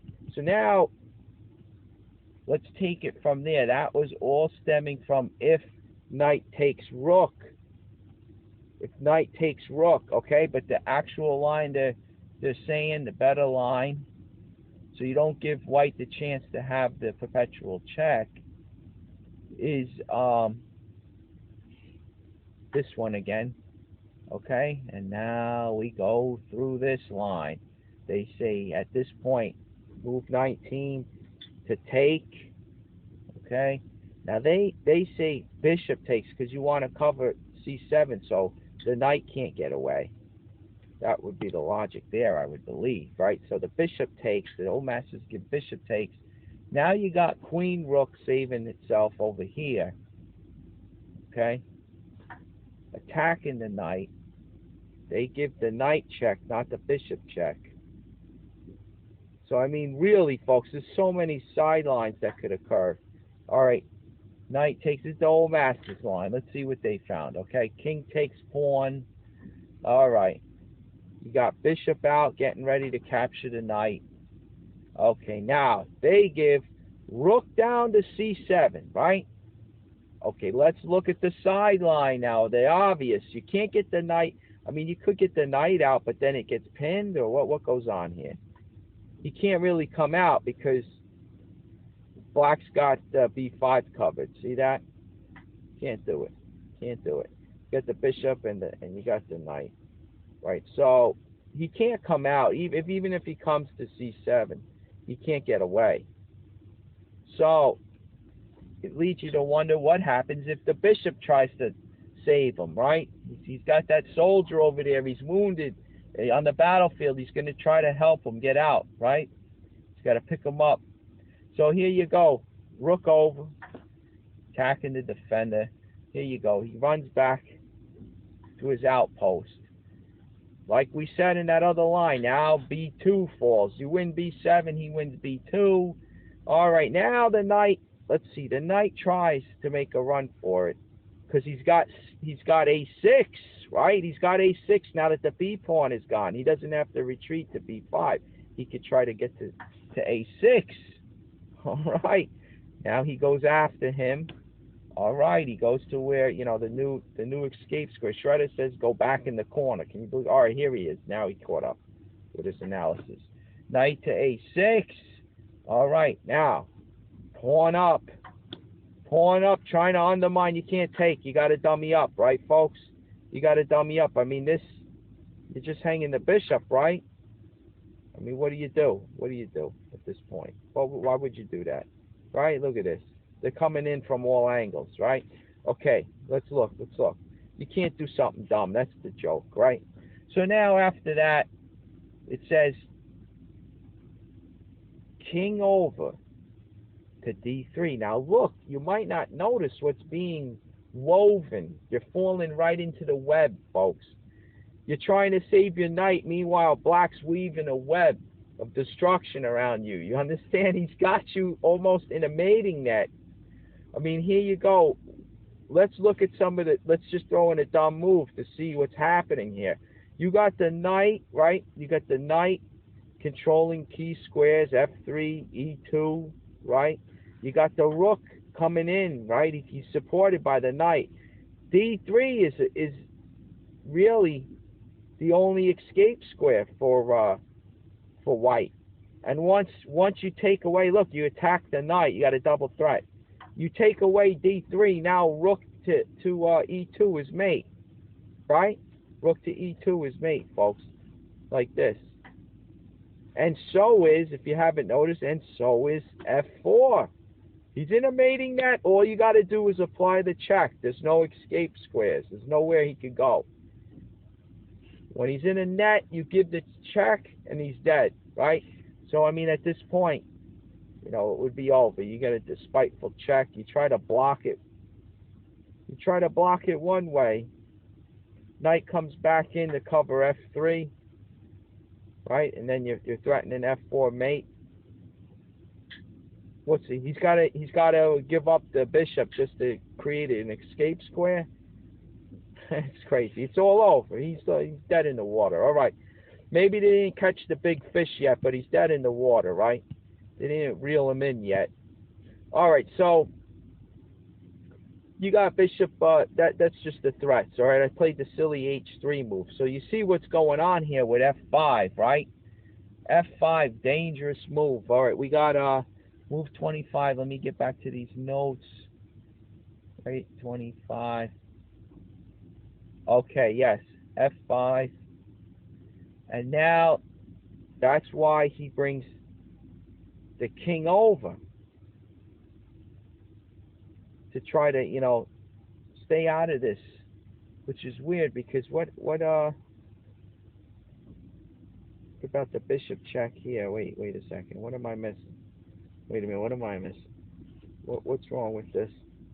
It goes to block it. You can block it. Okay, you can block it still. You could take here, and he's not gonna run from his bishop up. Let's see, the bishop is protected by the rook actually, but okay.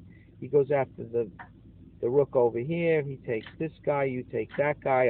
But then he gets two crazy way to win two pieces for the rook. All right, and who's winning this one at this point? Very close, pretty much a draw at this point. But black's got a beautiful knight on an outpost, and he's got those two bishops. But white has the but black has the bishop pair, but white has the rook pair, right? But, you know, those bishops could be tough when you got both of them and you got a beautiful knight on an outpost. You know, this is why it's pretty close. This is an interesting, very interesting endgame at this point. I love things like this. You know, it could go a million ways. So this is Grandmaster territory we're dealing with. This is above my pay grade.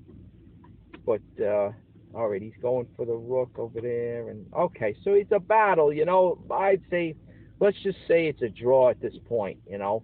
You could take that as a homework. You could work that out. That would be some assignment.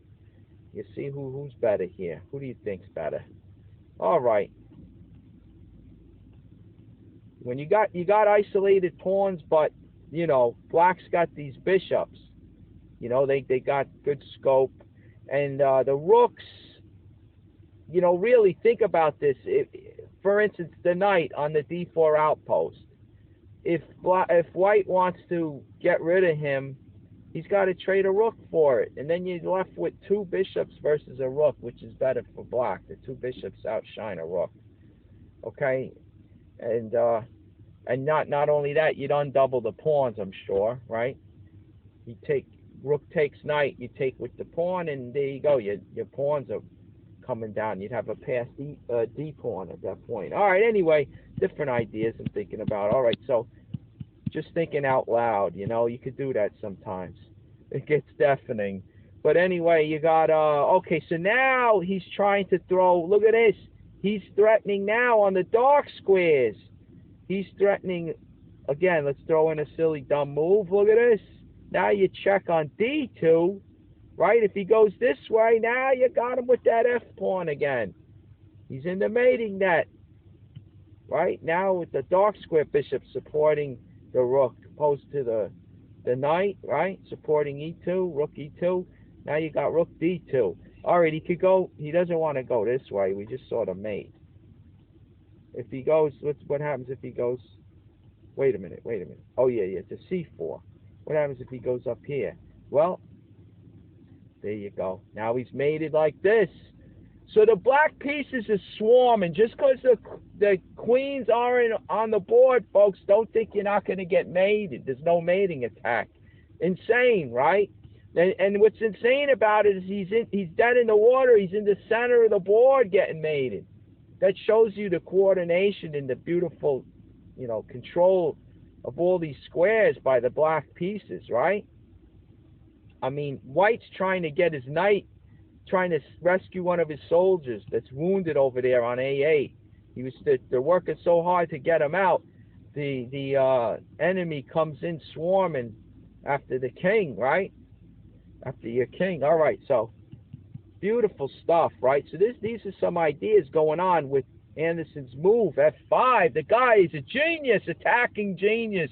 He's putting it together with the limited, you know, stuff he has on the board. All right, so here we go. What do we got? That was F5, right? F5, and I was just showing you. Okay, that's right. Morphy with king to D3, and now Anderson, right? Swarming with these pieces. Bishop to A5. This isn't even Anderson. I'm getting so hyped up. This is the sidelines. All right. Maybe this is what they looked at, you know, so they play different. Who knows? I apologize. I'm so excited. I love these guys so much. Maybe I'm giving them a little bit too much credit. All right. So anyway, Bishop, these are the old masters. You got Maroxy, right? And you got Zuckertor, the two other geniuses, okay? Well, let's give credit to them. Those are the guys coming up with these moves. All right, so after this, we see, let's see, they give Bishop, I'll tell you, this is some footnote. Bishop coming to A5, right? Let me find that. It was move 26, right? Bishop to, okay, A5. All right, now they give rook down. Let's see. Okay, to stop that bishop, else it's going to be mate, right, folks? It's going to lead to the mate, this mate. If he goes this way, there you go, he gets the mate. So he's going to try to stop it. He's going to try to stop it with, right here, rook to C5 at this point. Well, he gets the check. Don't go this way. Don't fall for that one again. Come on, jokes. Let's keep up with this. All right, come on. King to c4. All right, now the bishop, you know, like we said, he controls this guy. Controls that square. All right, so now they give this. Check. King goes back. And now he wins the rook. Look at that. Knight takes back. Okay, so he wins the knight. Rather, they trade rooks, he wins the knight. Well, let me see something. Here. What am I missing? Yeah, rook check. King here. And rook takes rook. That's all they leave it at. Okay, so he would take. This is Shredder now, going a little deeper. So I guess they show that here we are. They say that black is better. Very close. You got an extra pawn for white, but you got a beautiful knight, which is equal to that rook, okay, on d4. And you got, you know, black has the bishop pair. So it's very close, very close. I mean, it's like he's up a piece in a way. If you consider the knight equal to the rook, all right, secure e4, right? And there you go. There's another battle. I don't know. Very close. It'll be a draw. And that stemming from the sideline of bishop takes pawn all the way over here, folks. Bishop takes pawn. So what's the actual line? Well, they're saying all the way down here, right? All the way down. Let's see. Let's make sure we got this right. Bishop, let's see if bishop takes pawn. If bishop takes pawn. So we had rook to b7. Rook to c7 rather, right? Blah blah blah. We looked at that long line. Okay? So now they go rook takes knight. Okay? Rook takes pawn. Now Shredder wants rook over here, but okay, this is the old masters. Here we'll be here forever, right, folks?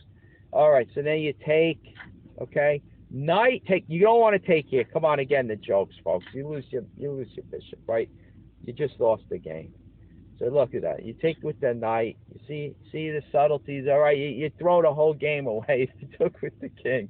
All right, so knight takes. So now your king still protects the bishop, and so does your knight, by the way. And now you get the other guy coming over here. Okay, now you're threatening, let's see. Yeah, you're threatening to take, look, you're threatening to destroy the defender with check. He takes, then you'd win him. See? There's the threat. Once again, now white's winning, right? So let's be serious here. You don't have moves like h6 being made there. Recommended by the old masters. Here you got knight to d8, attacking the rook. All right. Now you give the check with this rook. The king over. Again, you don't want to go over here. Why, folks? See? Okay, so he's got to go here, the only square, right? He's got to protect that bishop.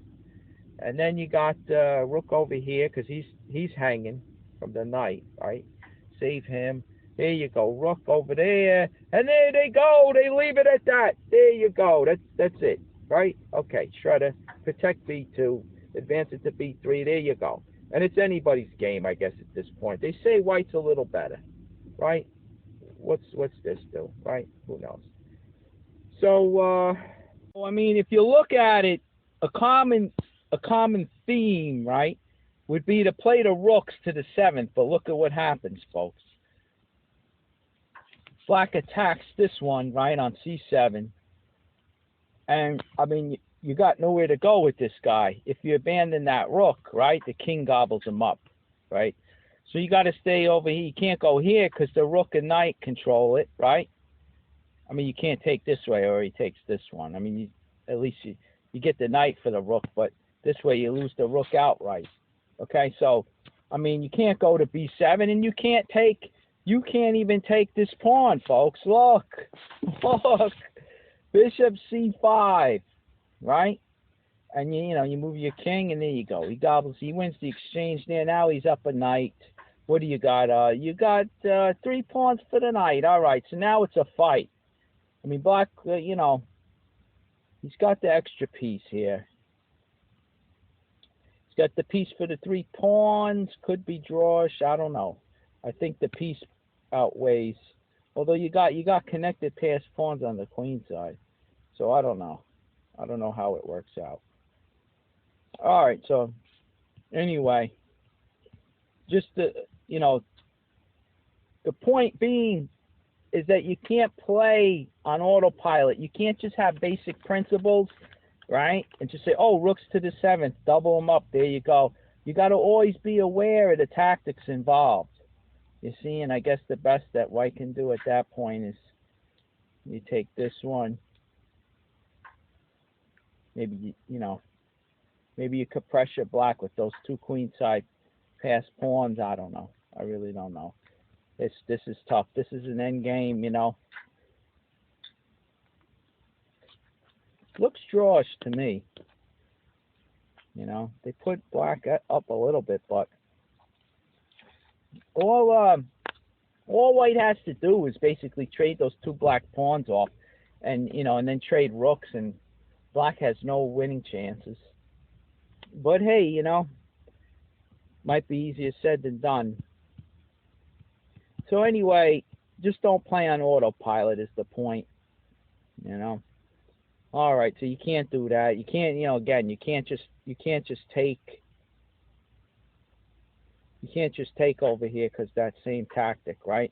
Bishop fork. That's a pretty one. All right, but anyway, that pretty much covers all these lines, but there is one other that you might have seen at the very start of this, of all these variations, right? And surprisingly, let's see. Remember, Morphy takes the knight with check. You play the pawn up.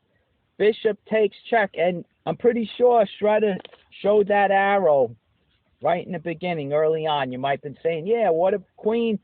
Since black has the knight on the white queen, why don't we just sack our queen, right? And then he picks up this guy, right? Check. And let me see. I'm following what Shredder does. I think the old masters had the same exact thing. Queen takes bishop. Let's go back. Let's see what the old masters, they give this line. Queen takes bishop. Okay, they say knight takes queen check. Knight takes queen check. Pawn takes check. King takes. They give the bishop out, develop the piece with check. King goes over, and he saves his rook. There you go, right? Saves his rook from attack. And the 2 bishops partly compensate for the lost pawn. See that, folks? So he's got it's the 2 bishops versus the 2 knights in an open board. Those bishops are tough. But, I mean, white has a nice outpost on d5 where one of the knights is, he's wedged right in there. And he's got the other one to back it up. So it's pretty close. It's a pretty tough one. You got white up a pawn, too. And you can see the evaluation, 1.63. I don't know. Might be substantial. Because you got now, look at this, the bishop's retreat, right? They're blocking in the rooks. Here you go. You got the extra pawn. Maybe you start to force this. You get a pass pawn on the queen side over here. But it's a game, it could go many ways, right? He controls f4 with those 2 pawns, right? Here we go. Rook on the open d file. Advance that pass pawn. It's not pass, but the lead pawn there. You're going to try to make a pass pawn. Here we go, right? Knight on c7 protects the b pawn. b5, we're going to push c6 next. Can we do it now? Maybe not. What's he threatening? What's he threatening? What's he going to do? Oh, we're not even protected. The bishop takes. What am I thinking? Okay. Okay. So we need this guy here. That's why. Silly me. I'm seeing ghosts by this point. I'm just you get fried, you know, the mind gets fried. All right. So anyway, here comes C6, like I said. And you see black is really cramped. His bishops aren't really doing much. These pawns are going to make their way now. There you go. He's got the pass pawn on C6, right? All right, what are we going to do here? He takes, we take back. He gets through. All right, we fork those guys. All right, we back them up. There we go. All right, he saves his pawn. We attack the bishop. Where's the bishop go, folks? Look. Where could he go, right? Where did he go here? Could he go down there maybe? I don't know. How about right here? You know that pawn's coming up. The pawn's coming up. We're going to bring the rook down to B8, I think. All right, we're going to do this. Go after the A pawn.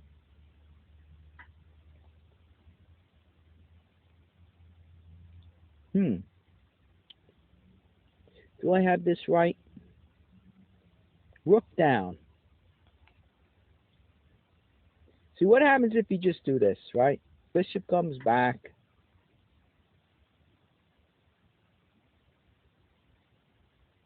We go after this. We're going to win the A pawn, I guess, right? We can win the H pawn first. If I chop this guy off, I win the A pawn, but then the rook wins our bread and butter over there. That we could go win this, but he wins that, right? That's no good. We don't want to lose that pawn. So, you see, if we go down to the rook, the king gets there in time to defend.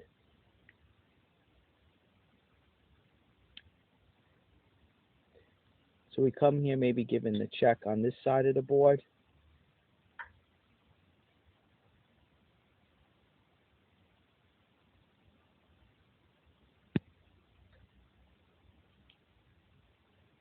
Well, we got a plus, look at this, plus 5 and almost 5.5. King goes over.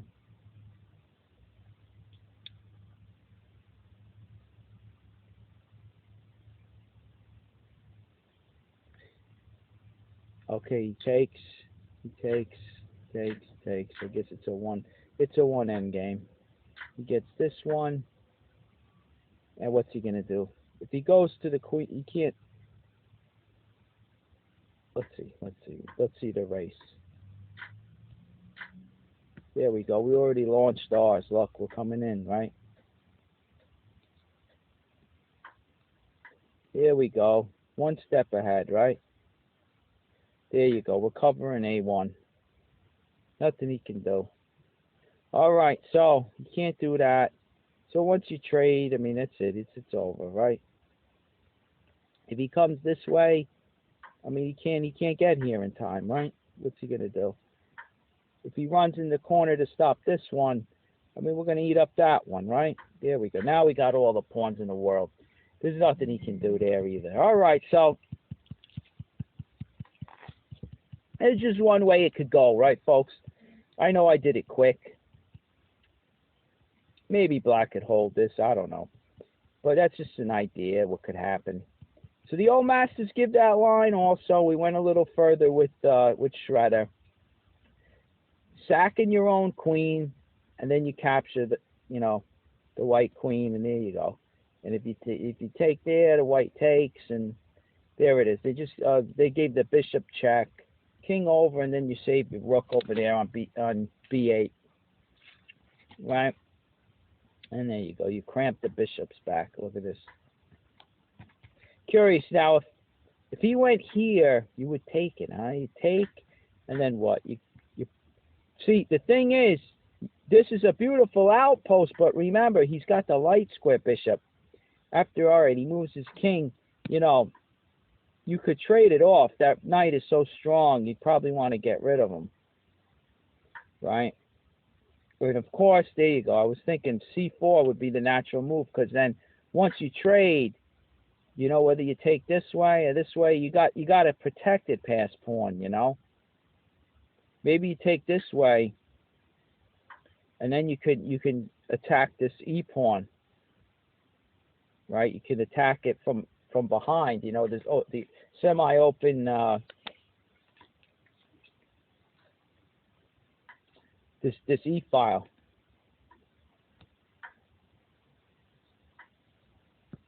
All right. So there you go. But white holds the edge there. He has to pass the pawn, protected, right? I think it's only a matter of time. So even on this bishop going here, okay, all right, you trade, right? And you post your knight on the outpost, and even if black gives up the bishop for it, I wonder if you could even just take like this, and you keep that d pawn. Protected D past D pawn. All right, anyway. Okay, so there go all those variations, a lot to it, right? But what happened, folks? On this, okay, bishop check.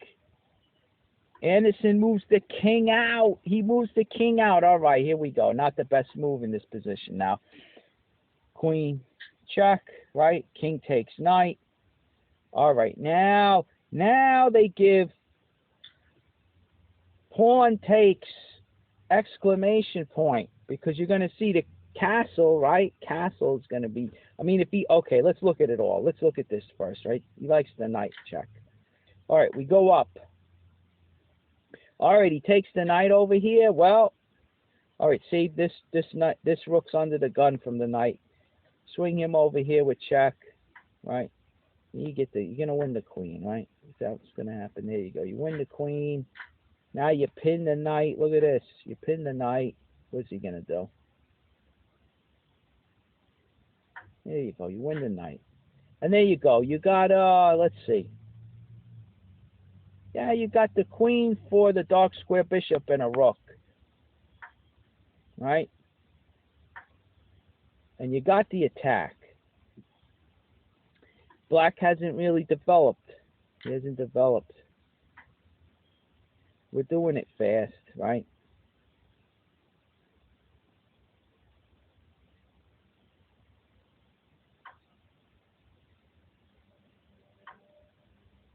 Now he's eating them up. I mean, this is it. We got the edge +5, right?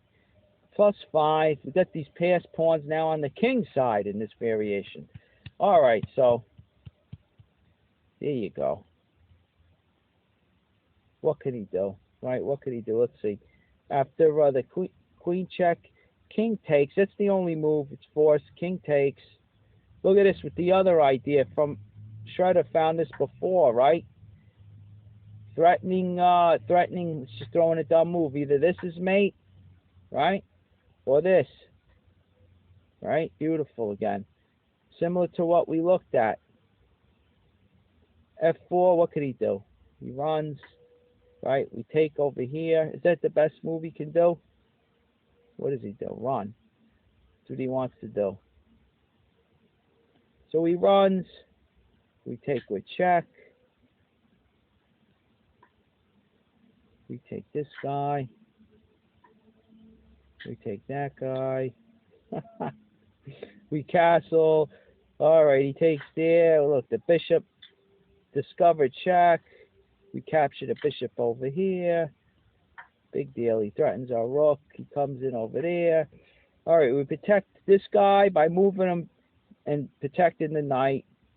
All right, he wins the exchange back over there. He threatens our bishop. We threaten the knight. He takes. We take with check. Look at this. He doesn't even want to take it. All right, he goes back. And it's clear, folks. Let's see. It's clear, right? Here goes a check. Can we save our knight in any way? I guess not. All right. But we're clearly up all the pawns. Look at this. This should be an easy win. Right? Okay. So there you go. One way it could go, right? That's what Shredder's F4. But the old masters, they gave this in this position. Let's see. It could be the bishop check. Maybe he hits the queen. Look at this. If the king moves, you lose the queen, right? Skewer. So he tries to block it again. All right, you give the check here. One thing, what if you castle now? All right, you move here. Check, he goes back.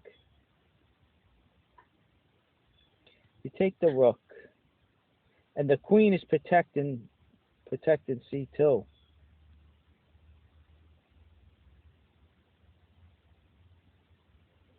All right, so we're clearly winning this one.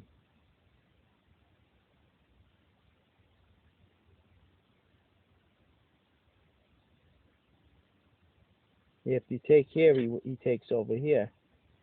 All right, so you protect the bishop. Now the knight is hanging. He goes there.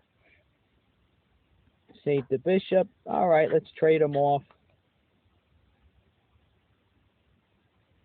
And it looks like that knight's going to get out. How could they stop the knight coming to C7? Right? There we go.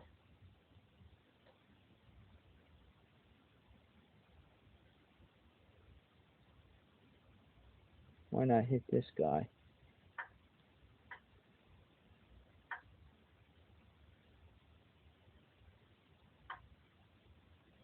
And there you go, right? You're up the exchange. You got 2 extra pawns, right? My math is right. 5 to 7. Look at this. All right, you're clearly up. +4 in that position. All right, so I don't know what to tell you. Let's see how Anderson played it.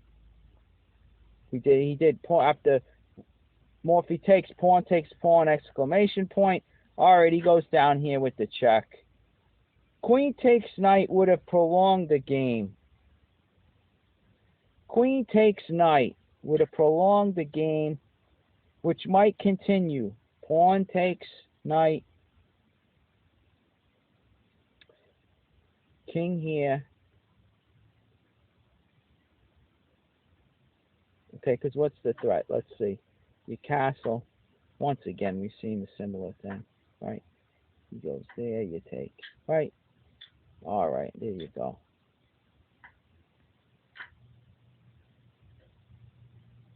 Look at this. How would you like to be that dark square bishop? All right, there you go. He's pinned, he's dead. See that? All right, there you go. Another. There you go here. What's he gonna do, right? Now you're gonna lose the bishop over here, right? You could lose the bishop. Threaten mate, threaten mate. Look to F8, right?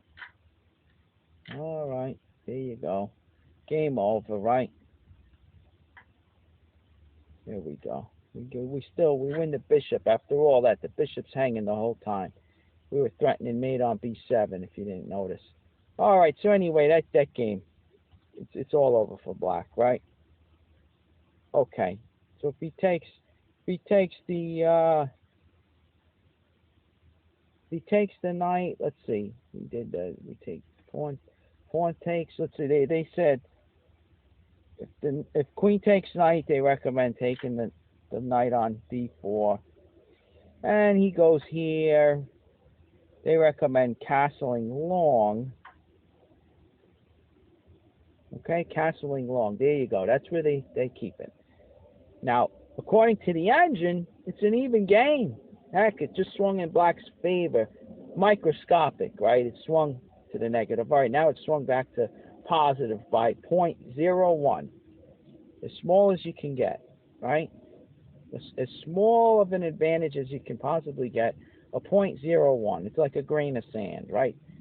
I wouldn't even say that's an advantage. So anyway, let's see this again.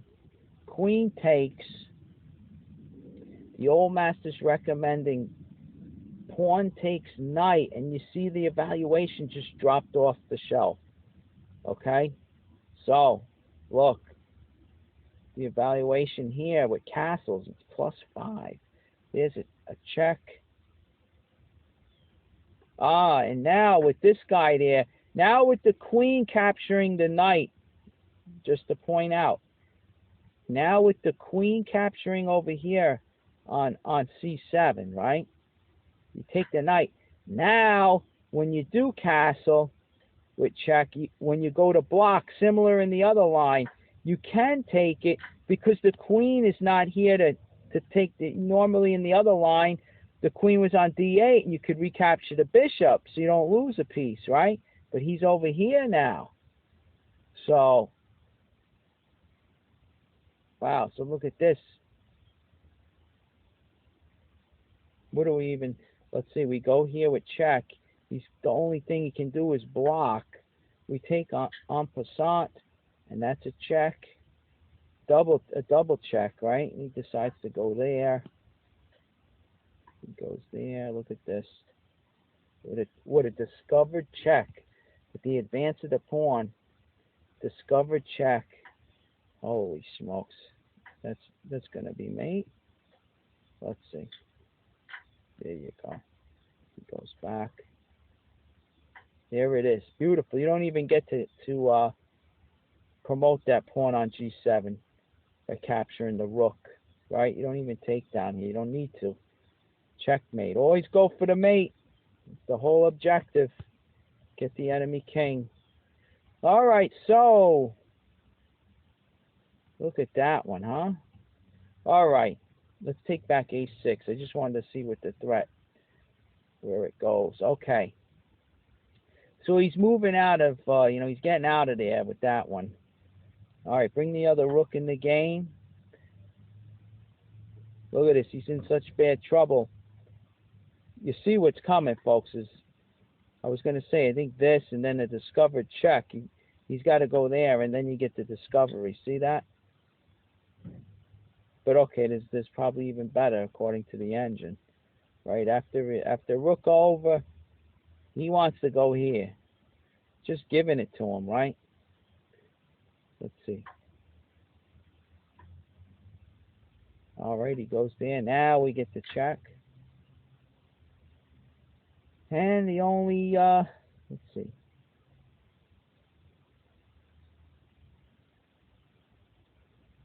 If he goes here, look at this.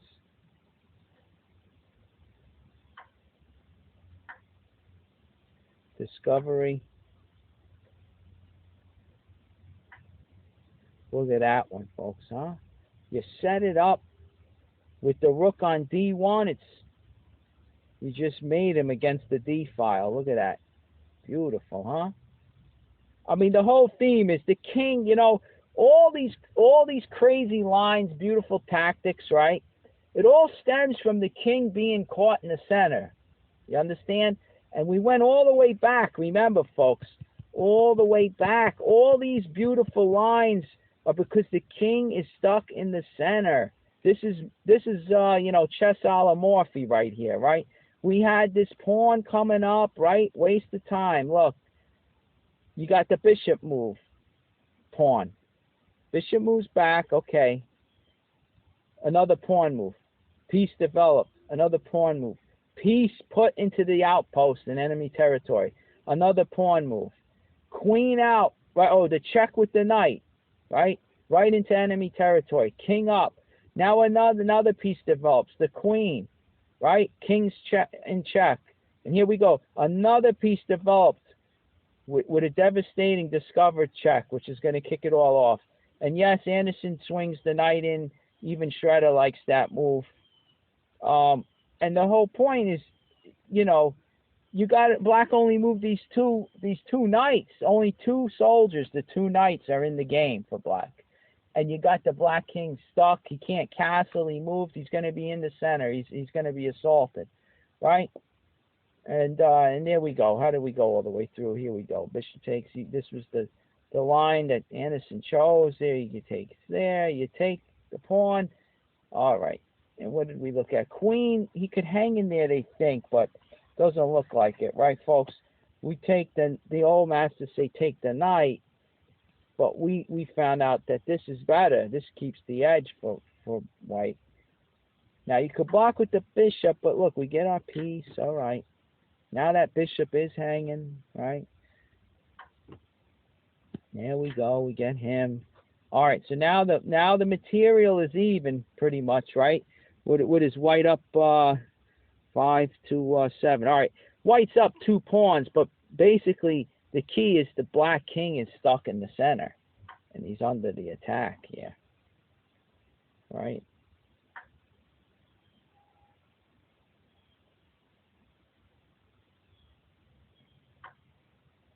Wow, why doesn't he can't. If he moves this guy, let's say here, you just made him, right? If he goes, I mean, what's he gonna do? Move the rook over here, and then you made him this way. Holy smokes! So even if he moves the rook anywhere, it doesn't matter. Oh boy, see that the bishop on f8 has not developed. The rooks are not linked up. Very dangerous. So you would just have to go there, and there you go. Look at this already.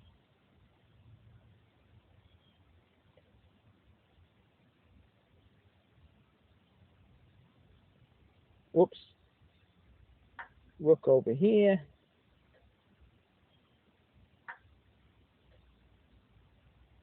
I'm doing it quick. Sometimes I feel like I might be moving too fast, but we're getting a general idea.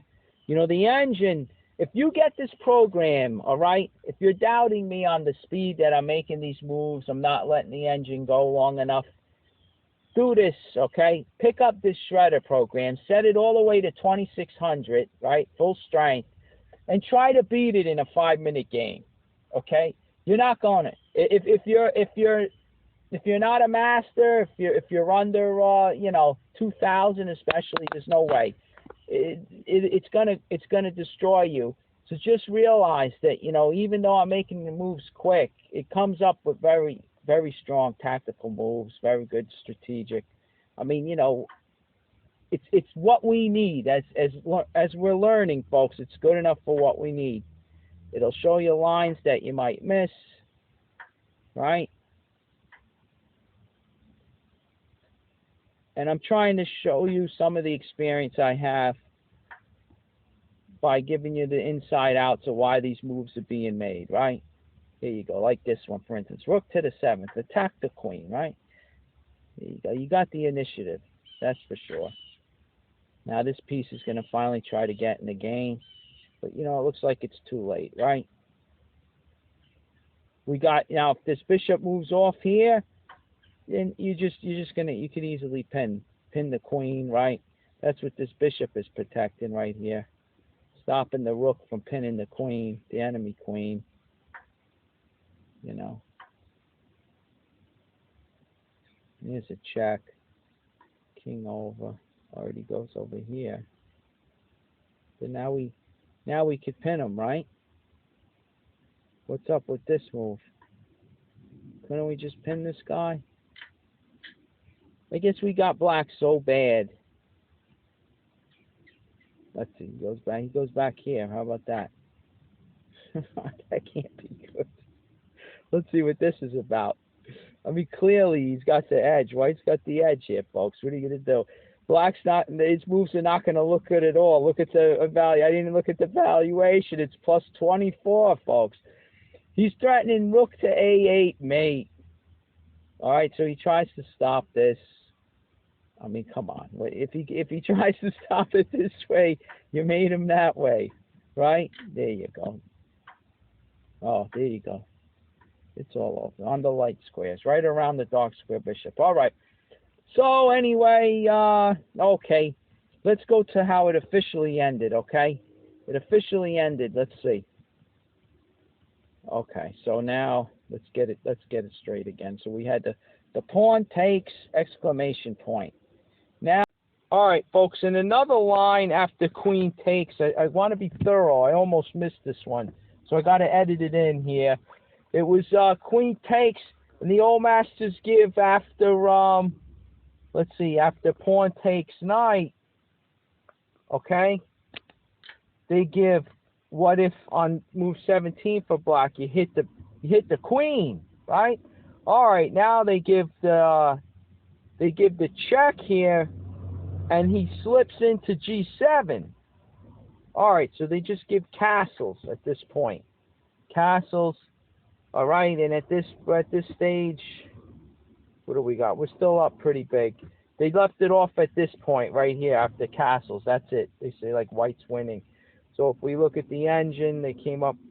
Let's see, what do they want to do? Are you sure? Before they had this, now they're coming up with this. I mean, you could clearly see white's up +4, right? I don't know. What's this about? You go there. I guess, let's see what really happens here. Now you win the rook. I mean, come on. What's going on? Let's see what happens if you take this guy. He gets the check, right? And then he gets this guy out, I guess. All right, but white's stronger move was to check first. After this, check first. You win the rook. All right, he gets the check. You move over. There you go.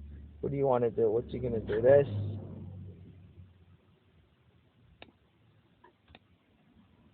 And he's dead in the water. When you come up with nothing better than that, that's it, folks. He's just prolonging the game. Oh, look at that. He won our queen back. All right, big deal. We're up a rook, right, folks? We're up a rook. Okay? We're doing it quick. That's good enough, right? He's in dire straits, folks. He's in dire straits. After this, right? I mean, there you go. You don't even have, look at Shredder. You don't even have to move the queen. They gave the queen check. Right? Let's see. Pawn takes knight. Or on 17, you get G6, right? They gave the queen check. Look, they like this move instead. Just castle right away. You got the tempo, right? The check here. All right. Goes to G7.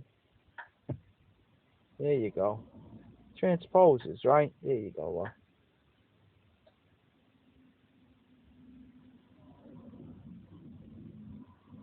All right, same thing. So we're winning there, and there's one more line. Here it is. Let's see. Watch this. After takes, right? All right, you take the knight. Now look at this one. Look at this one. They give the check here with the bishop. All right, you block. Now when he plays the bishop takes, he sacks it, right?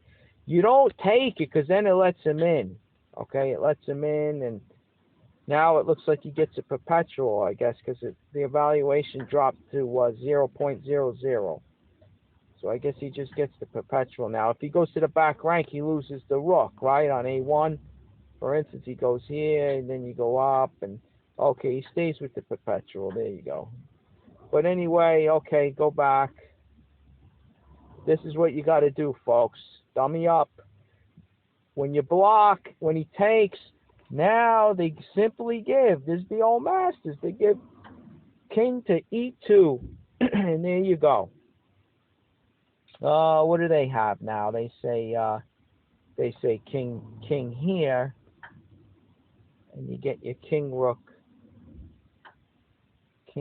to F1, ready to come down like we've seen many times and win the queen, right? Okay, so what does he do? Already tries to prevent that. We take, he takes. Here we go. He moves down this way. We take over here, and we're up. We got the attack.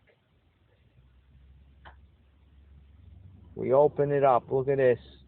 You know what's coming next, right, folks? Rook to D1. Rook A1 to D1.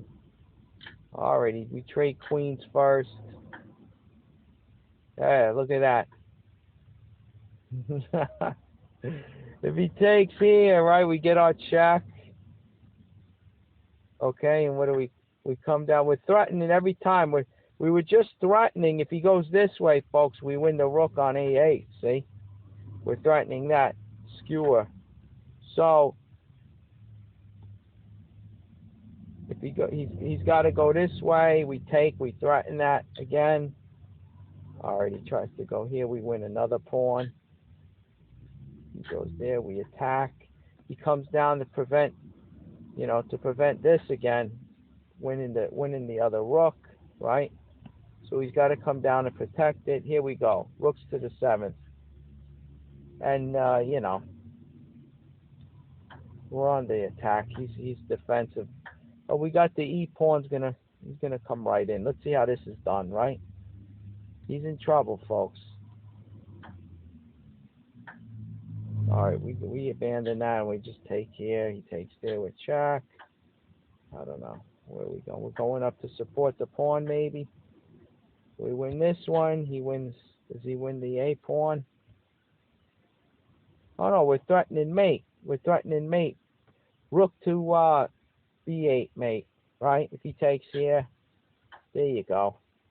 Right? So we got all the play. We got the passed pawns. We got the threat of mate. Right? What's he gonna do? He gives the check first. All right, no more checks for the black rooks. We give a check here. He goes this way. Here comes the pawn. And if he tries to check this way, what do we do? We go up and attack the rook. Yeah, there we go.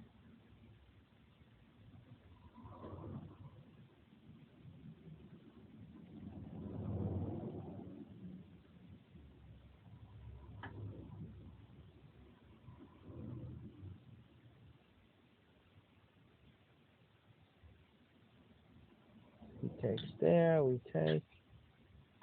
Now, obviously, what else can he do, folks?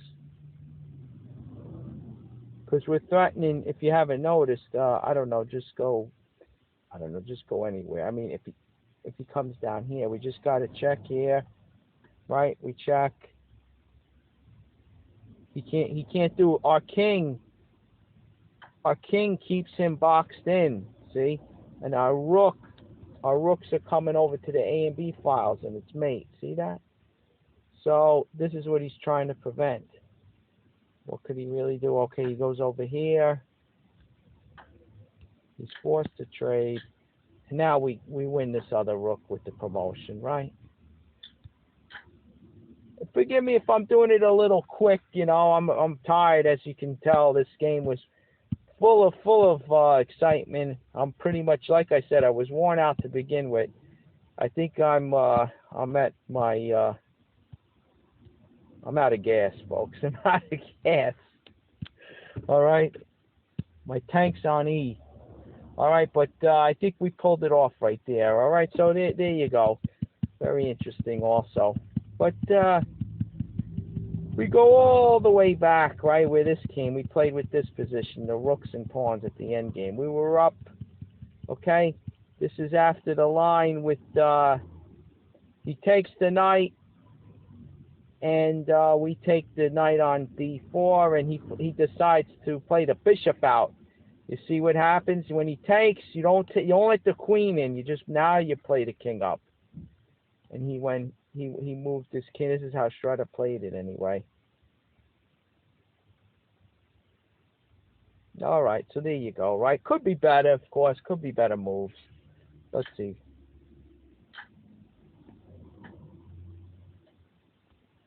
Trading them off. Hey, this looks a little different, right? I can't even remember anymore. But there you go. Look, we're attacking D7. Okay, he defends. We got the two pass pawns, connected pass pawns in the center. Should be enough, right? We should be able to take them on this one. We're up +3. How about that? That's a little better than the last variation, I feel. All right, so there's another way to do it. I tell you, the more you let this thing run, you come up with all different ideas. All right, chess is just, it's infinite, right? Beautiful game. All right, so anyway, let's see. So where were we? I went back so far. Here we go. Right, king over there was a losing move. We took over here, right? We took over there, right? We had the pawn takes, exclamation point. Now they did knight takes pawn, check. king up, and there it is. Right there it is. Because yeah, I mean anything, take anything. Let's go with Shredder right now. He takes there.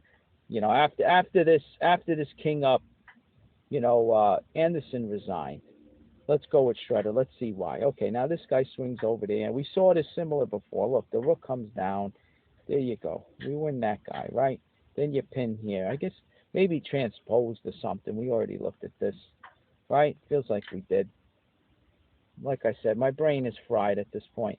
All right, we're up +4, almost +5, right? So he can't do that. He can't take the knight.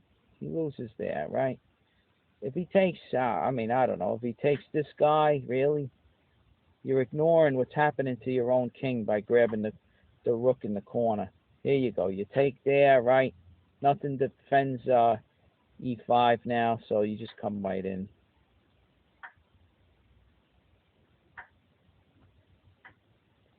Just trying to survive as long as he can. There you go. Checkmate.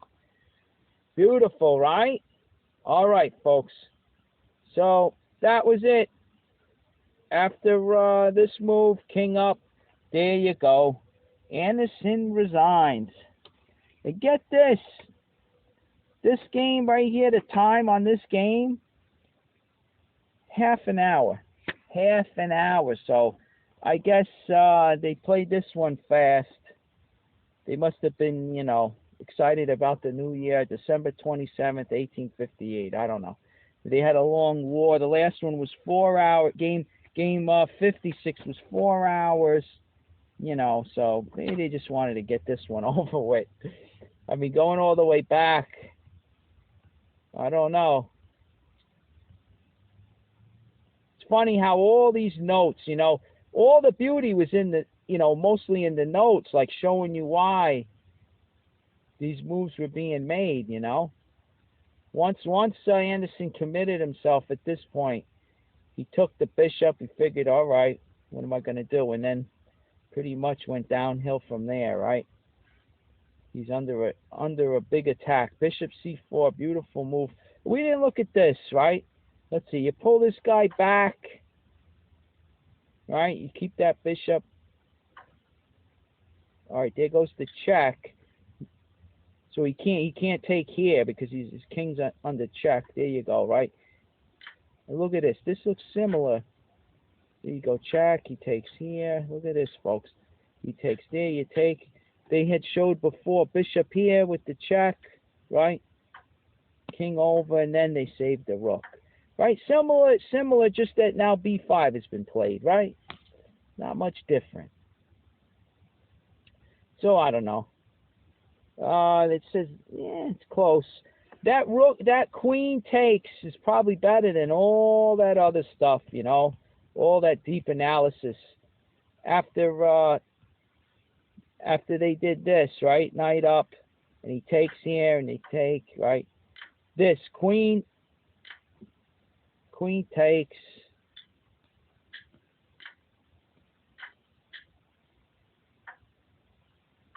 and then this. And that we showed how white could win that one, getting that passed pawn on c6, right, all the way up, all the way pushing the c pawn up. And what's different? I don't know. Let me just look. I'm curious now. Right, when we did this, let's see. Bishop here. If you do pull it back, and he goes up, and you take. He goes here and you take, he sacks, and you sack back with check. That's right. And then he goes there, this. If he checks, king over, then he saves him. You still kind of, it might be slight. The subtleties of chess, here's an example, possibly. It could be a little better for black now because that pawn prevents you getting your c pawn up and creating a passed pawn.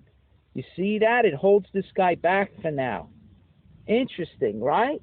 So maybe that improves this one line with queen takes bishop on d5. Let's see, where is that? Queen takes d5 at this point is move 15 because you threw in the b5 move. Maybe that's an improvement for black. Let's see, you get rid of him. All right, so now it might only be a matter of time. Now you can push. All right, he's threatening your knight. Winning 2 pieces there. All right.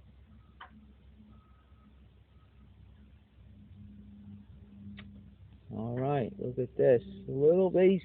Black's getting his men into action, though. You see, that's the difference. Isn't it crazy how one move can be all the difference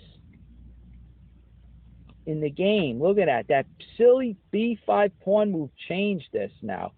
It's still in White's favor, but it looks like, you know, Black's putting up a fight. He's getting his men into the battle at least.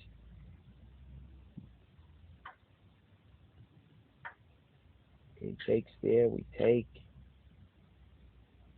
If he takes here, we're going to take down there, right? So he pushes this up first.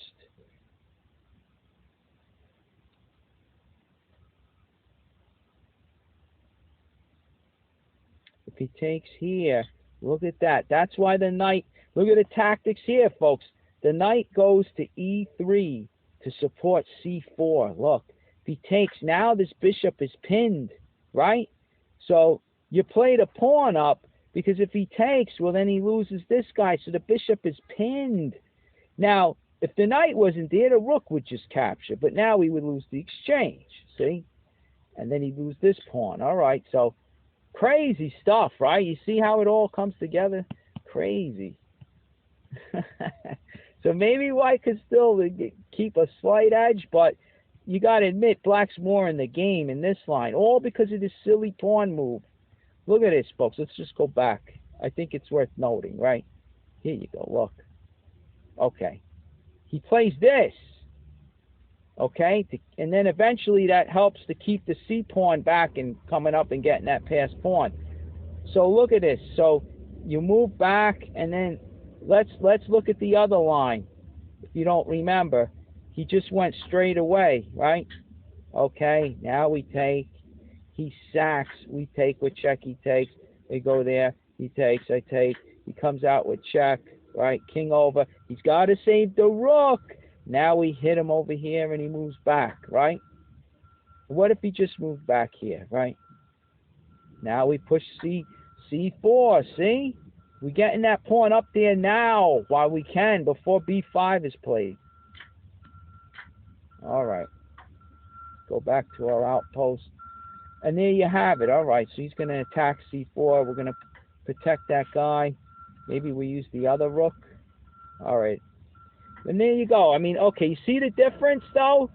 The difference is, you know, White's going to create that passed pawn, get it up here to C6. You never want to do something like this, folks. When you got, this guy is the passed pawn. He'll be the potential passed pawn because he's the extra one for White, right? On the C file, Black doesn't have a pawn. If he was to move, this is the one you lead with, because it's going to be it's the one that's not challenged on the C file. There's no C pawn, right? So that's the one you advance. If you were to do this, that would be a big mistake, because now this pawn here could move up and stop the B pawn and stop the C pawn from advancing. Okay? I mean, it could get a scenario where you finally get this guy up there, right?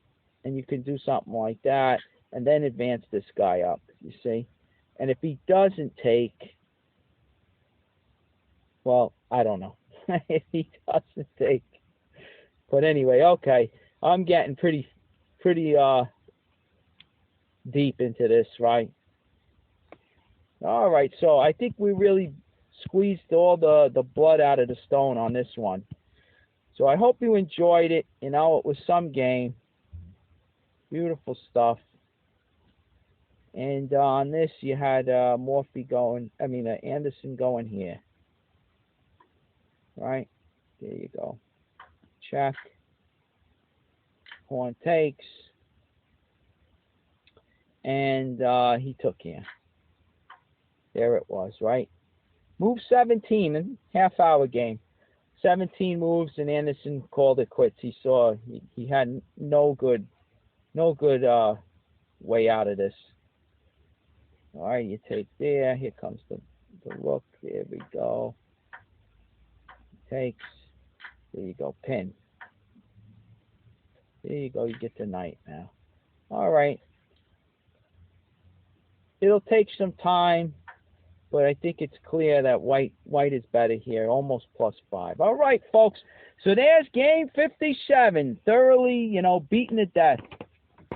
So we're gonna continue this odyssey with game number 58, the 10th match game between Morphy and Anderson. All right. Hope to see you then.